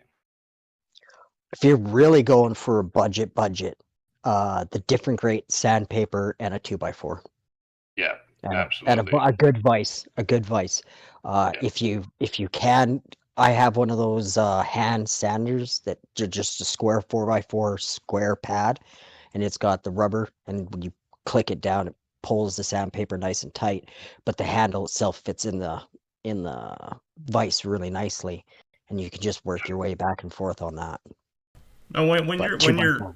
when you're sharpening on the DMTs, what's the stroke that you use? What's the technique? Is it just like one clean sort of stroke across the stone, or is it section by section like the Japanese do it? That really depends on the size of the piece that I'm working on. Like if I'm working on one of those big rage blades or something like that, then yeah, I obviously have to do it section by section.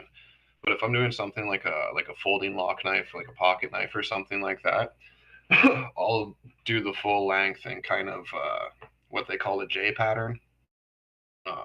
So I start at the back, and then when I get towards the tip, I curve it a little bit. It really depends on the knife, but so if it's a bigger knife, yeah, I go section by section. Yeah, I like the J knife. I had the only knife that I have that is too big to do that. I actually take the block out and do it by hand and run it just straight down the blade. Yeah, I've Yeah. seen Try to use the whole pad at the same time. I've seen the one clean stroke method before. It's just I was never taught to do it, so I never really attempted it. I know what you're talking about. I guess the other thing I could ask is, have you ever worked with just putting, say, oil on your stone instead of water? Because I've seen some people do that as well. Different type of stone. You don't want to put oil on the stones that I have. It'll make a mess. Oh, so we're talking about cheapy stones then, eh? Certain ones can't accept water. Certain ones can. It really depends on what you're using. I don't recommend, unless you're buying crazy, crazy expensive stones, I don't recommend oil. I do recommend water.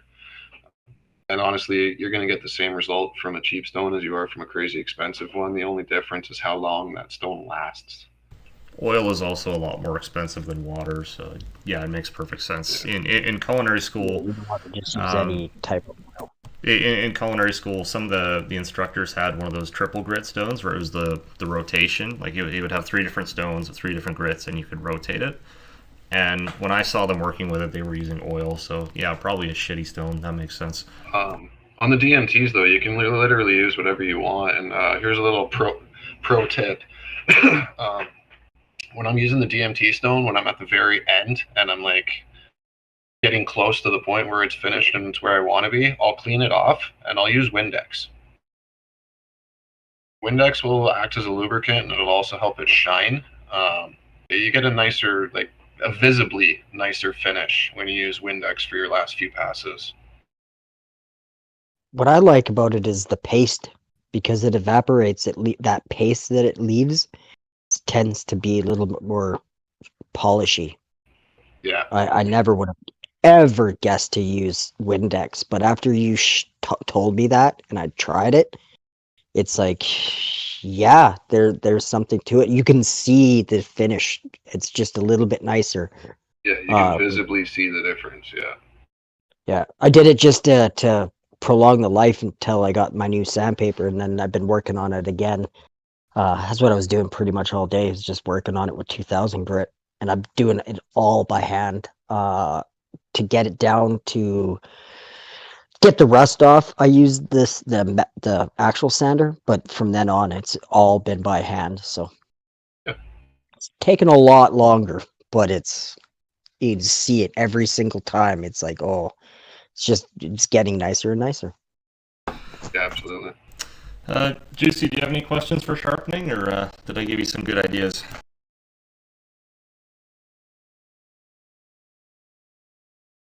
Did we lose Juicy again? No, I'm looking for a place to type 1. Because I was in the middle of typing something in the main chat, and then if I hit 1, it types 1s across the screen.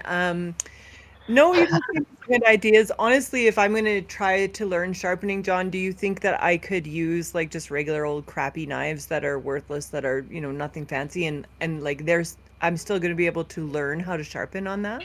Yeah, absolutely. The only difference is you might not be able to get those knives to the point where you can shave with them, ever. That's pretty much it. But you can still practice on it, and you'll be able to see your lines to see whether your lines are staying like straight and true, or if they're kind of all over the place. So like when you're scraping away the material, it'll change the color of the area that you just scraped. So it's a really good idea just to practice. But if you're using crappy knives, just don't expect to have that shave sharp result at the end. Oh yeah, if you're using crappy knives, when you're drawing it back and sanding it, just take your fingernail and flick it off the edge, not against the edge, but like run it off the blade, and you can feel if there's like a rounded or a catch. And if it's doing any of that, go with a way less, a higher grit. Go with a higher grit so that you can do it softer. Yes. Shitty knives, if you try to put any kind of force, again with sharpening, it's mostly about repetition than it is pressure. Yes. You only have so much pressure to push down. If you start pushing down on the tip, all it'll do is round that tip the opposite way. It doesn't matter how good the steel is either. So I kind of recommend like about 4 pounds of pressure. Like, and if you want to know what 4 pounds of pressure is, just go hold your hand on a scale, and you'll realize that 4 pounds of pressure isn't a lot. Like, if you ever pulled a trigger on a gun, they're generally between 3 to 5 pounds on a trigger pull. So that gives you an idea as like how much pressure you should be applying to the stone or the sandpaper or whatever you're using. Some cases, just the weight of your hand. If you have smaller hands, just put a little bit more. But yeah, the weight of your arms and your hands, in some cases, that could be too much. Yeah, you generally just want to skate across, right? Yeah. Very little force. Once you get used to doing it too, you have an appreciation for it, for sure. Something I'd like to learn, and I do have some old knives that I don't actually even use anymore, because I have, like, everybody has their favorites that they use on the regular, and so those ones I probably wouldn't use until I knew what I was doing, and I have some old ones that I could definitely practice with until I felt more comfortable. And you know your angles? Like if you're trying to get a 22-degree angle, start at a 90-degree angle, cut that in half, that's 45 degrees, cut that in half again, that's 22.5 degrees. And that's where you usually want to be. Yeah, honestly, I don't even do any of the nickel method or any of that stuff. Like, literally what I do is I just put the blade against the stone and I push right on the edge of it, and the blade will naturally pop up to that angle. That's how I figure out my angles. Yeah, if you're using a stop for the first time, that's exactly what you do, is you kind of push against it until it catches, and then you just drag it back at that edge. Yeah. Sorry, I didn't mean to cut you off again. Yeah, I just wanted to add, when you're using whetstones, practice is the best. So you'll learn your angles pretty fast. You'll learn your technique, how to maintain an angle, how to check your angle, just how to be consistent, and then you'll just develop an understanding that when you're using a whetstone, you're actually shaping the blade. You're taking steel off. So I've knocked the tips off my knives plenty of times, and I'm still getting to the point where I'm trying to get good at nailing that sort of 30-degree angle that I was taught that you use to get your tip back. It's not the easiest thing to do, and I know my Gyudo does not look like the one I showed in the picture. It does not have that sharp tip to it, so I've got a lot of work to do. But with that said, guys, we still got some time here, so I might as well let John and Boomer here just geek out on knife making. Yeah, we can definitely geek out. That's not even a question. It's what can we geek out on? Yeah, well, I don't know. There's a whole bunch of different things we can discuss. Like, are you working on anything currently? That knife that I'm working on, but for the forge itself, a friend of mine gave me a 20-pound hammer, and I'm building an old school foot pole hammer with just a rod with a hammer and a spring. So the spring will keep the hammer up in the air, and then there will be a connection with my foot, and I can just push my foot down, and that'll bring the hammer down onto the anvil. You're building a manual power hammer then, eh? Absolutely, yeah, and just to piss off the neighbors, you know. But so I can have the forge, the quench, and the hammer all beside, and then I'm gonna try to design, because like I said, I got that shop to work out of.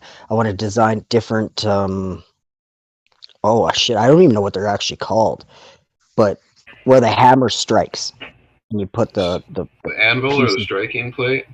The striking plate, yes. You can put different striking plates in there for different purposes. Yeah, no, that's a great idea. Like, my first anvil, I built myself, and it is now my striking plate, right? Because you don't want to take like a fucking sledgehammer to an old ass anvil. The other thing is like, there's a big difference between an anvil in the summer and an anvil in the winter. Believe it or not, you can dent and scratch and even break an anvil in the winter if you don't climatize it properly.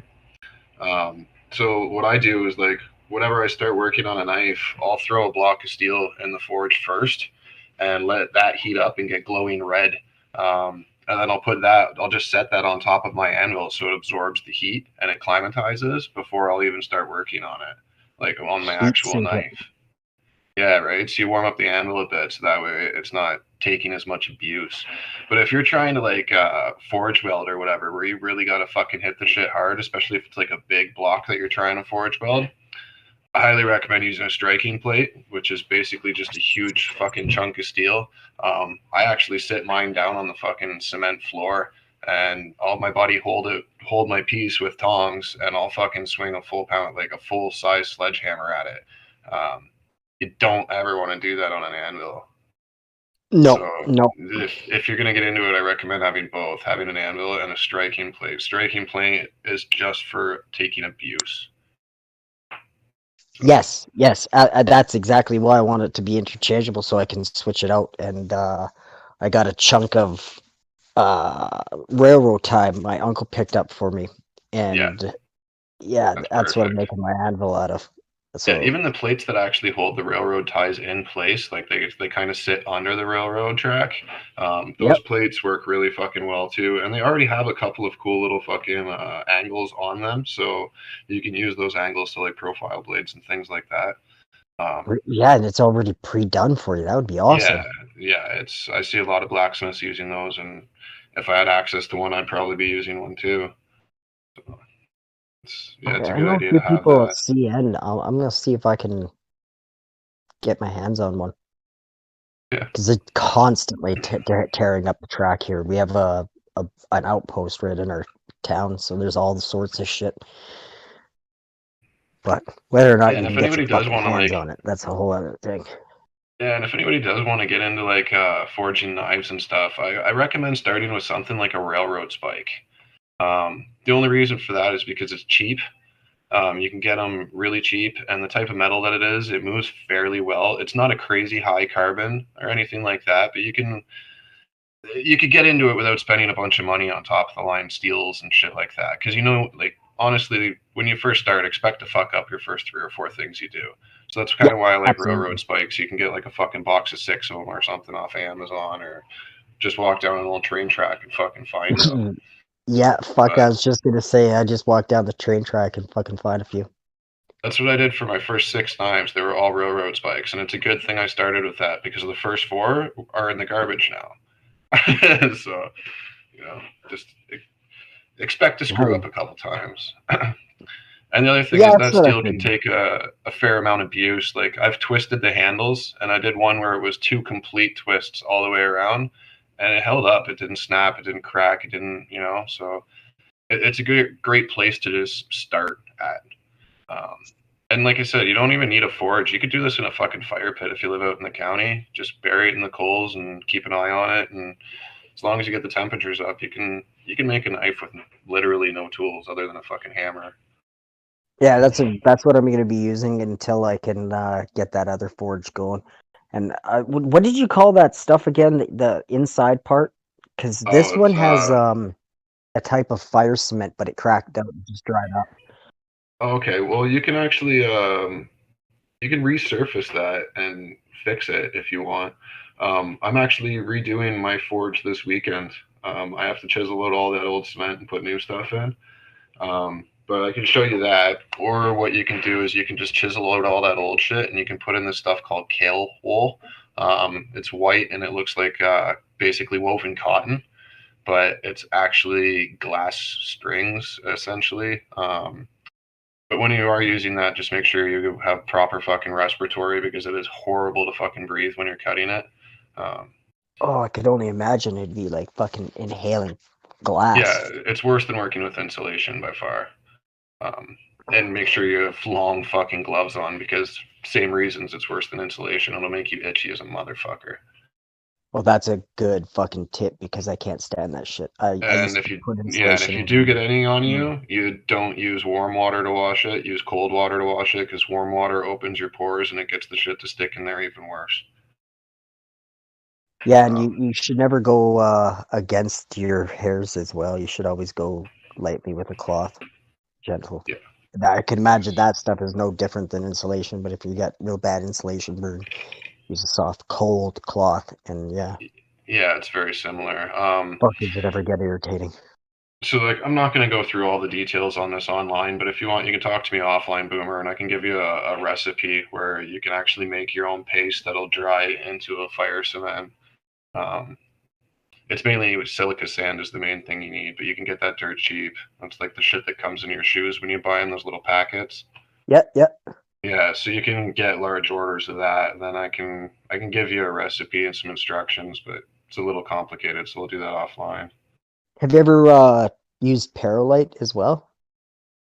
Perlite? Yeah, is that how you say it? Perlite? Yeah, it's perlite. Just a little white. Yeah. I haven't actually done that yet, but we're going to be doing a test sample of that this weekend. We're basically going to compare a couple of things, and then we're going to put them through absolute hell because this new forge that I got, it's insane. It's like I'm firing up a fucking jet engine. That's why the old shit actually melted out. So, like, comparing my old forge to this new one, my old forge is a fucking joke in comparison to this thing, this massive beast that I have now. So we're going to do a few tests and see what holds up the best and go from there.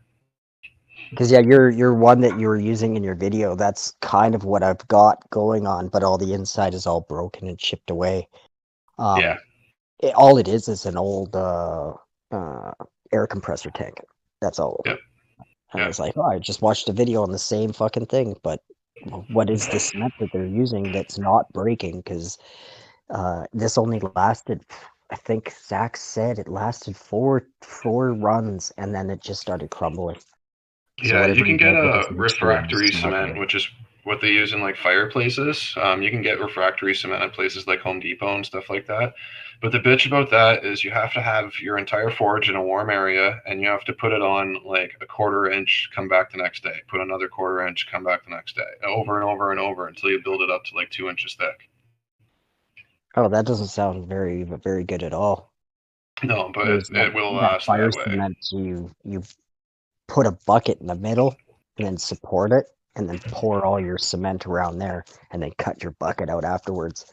I was like, that's okay, but I think in the long run, it said too with that cement, you have to get it really hot to cure it. or else it Yeah, won't. were you using plaster of Paris and sand? Is that what you were using? No idea. I didn't build it. Oh, okay. Because yeah, I've seen some videos online where they're like, "Oh, you can build a foundry just like this." It doesn't work. They break within 2 uses. Anybody that tells you use plaster of Paris and play sand, it That doesn't doesn't work. even.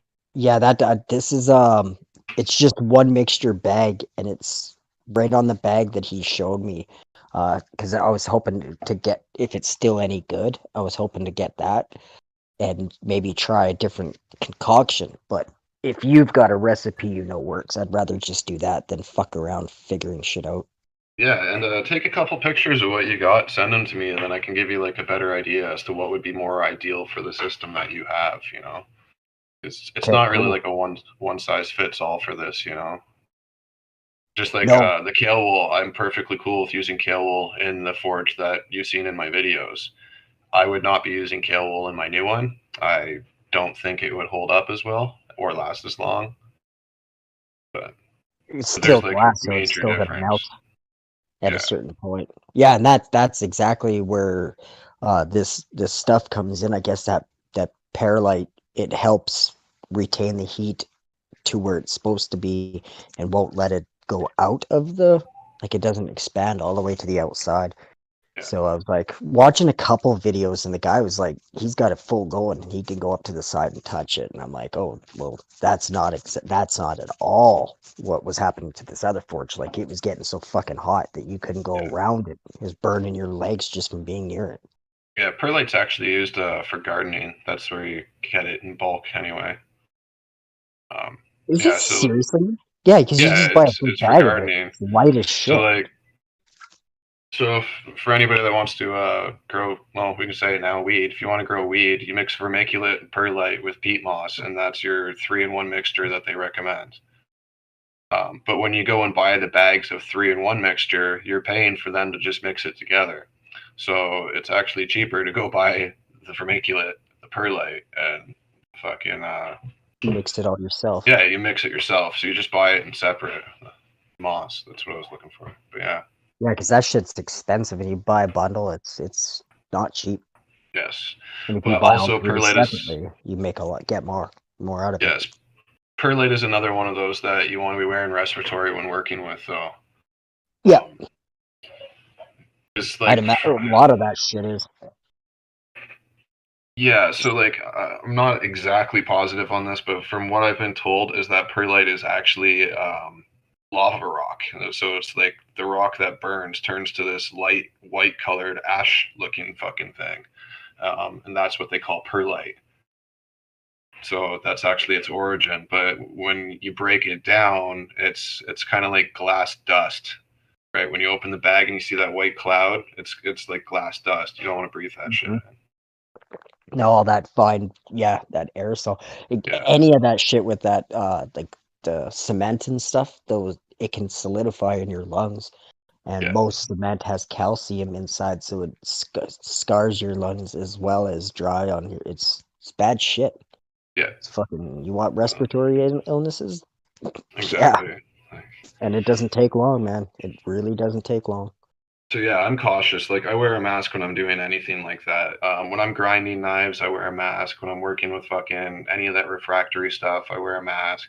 You know, just be careful and take the proper precautions, because otherwise, fuck you, man, you could end up with fucking dementia in a couple of years, or fucked up lungs, or Holes in your brain, all sorts of yeah, shit. It's fucking, yeah, yeah, it's all bad news.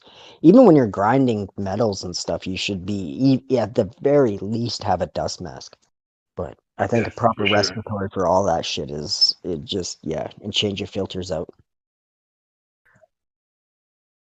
Yeah, no, definitely. Like there's something to be said for safety, man. You know. You look at the people that aren't safe, and they tend to have missing fingers and scars. Yeah, And I mean, I was safe my whole life, and I still fucking fucked up a lot. yeah, yeah, Like absolutely.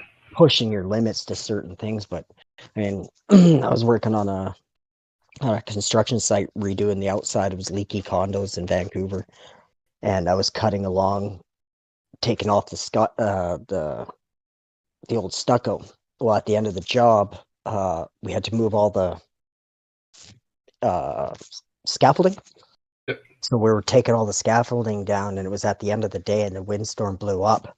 And because I was doing the scaffolding, I just happened to have my harness hooked in, and I hear fucking heads up. And as I looked up, a piece of plywood came off the roof and slammed me right into my face, broke my nose, and sent me ass over tea kettle off the scaffolding. And I come to, I had this big guy Troy picking me up with one arm, putting me back onto the scaffolding, and I had blood all over the place. And I'm like, "Oh my god, whose blood is that?" And he's like, "Yours." I'm like, what the fuck happened? Fucking Yeah, no doubt. 4x4 sheet of fucking plywood right in the face. Oh, and anybody that's like wanting to try the knife making thing, like how I get my blades to a mirror finish is after I go through all that sandpaper shit, I take it to a buffing wheel. And if you want to talk about somewhere that you have to be safe, the buffing wheel is the most dangerous tool inside of my blacksmith shop by far.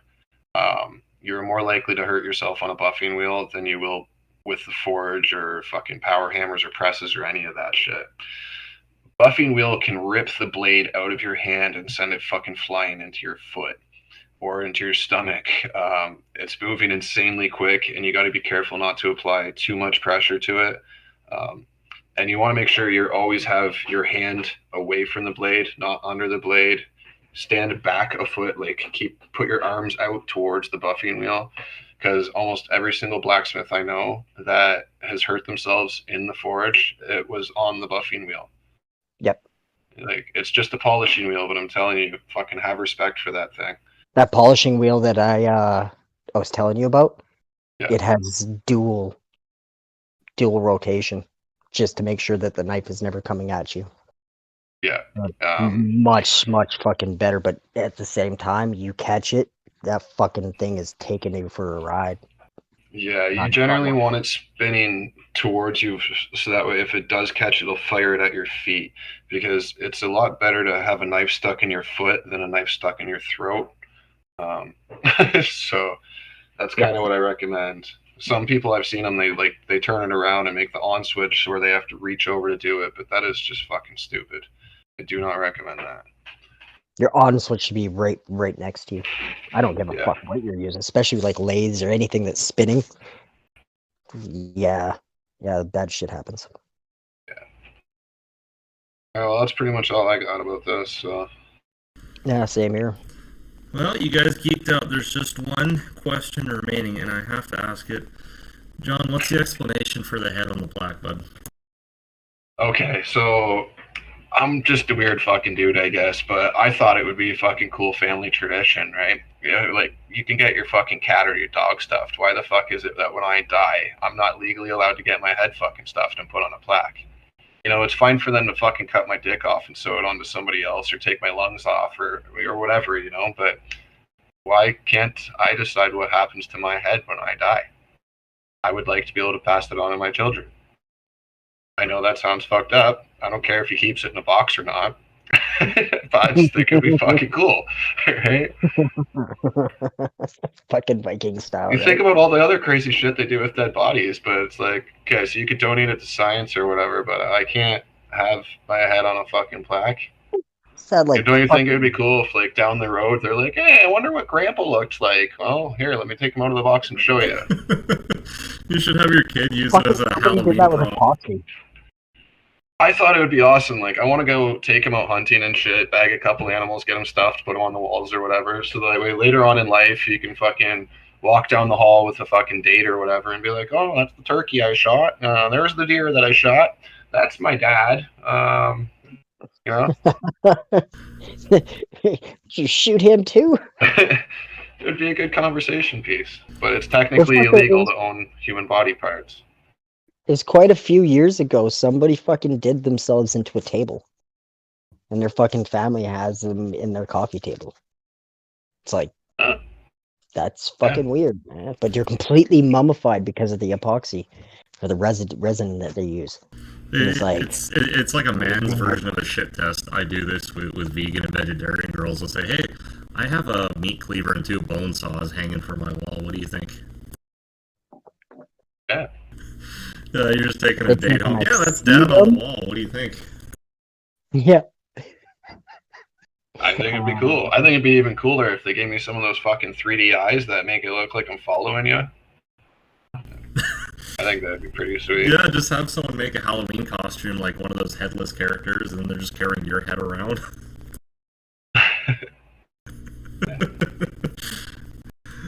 I could totally see you as a guy who would build a throne of skulls. You're that kind of guy. Yeah, actually, that would be kind of cool. You see, that's the weird part is you're allowed to own skulls if they're dated a certain date or whatever, and if you get the paperwork on them. Because, like, my brother has a tattoo shop. He has an actual human skull in there, but he has to keep the paperwork with it, because if he doesn't have the paperwork, then it's considered illegal.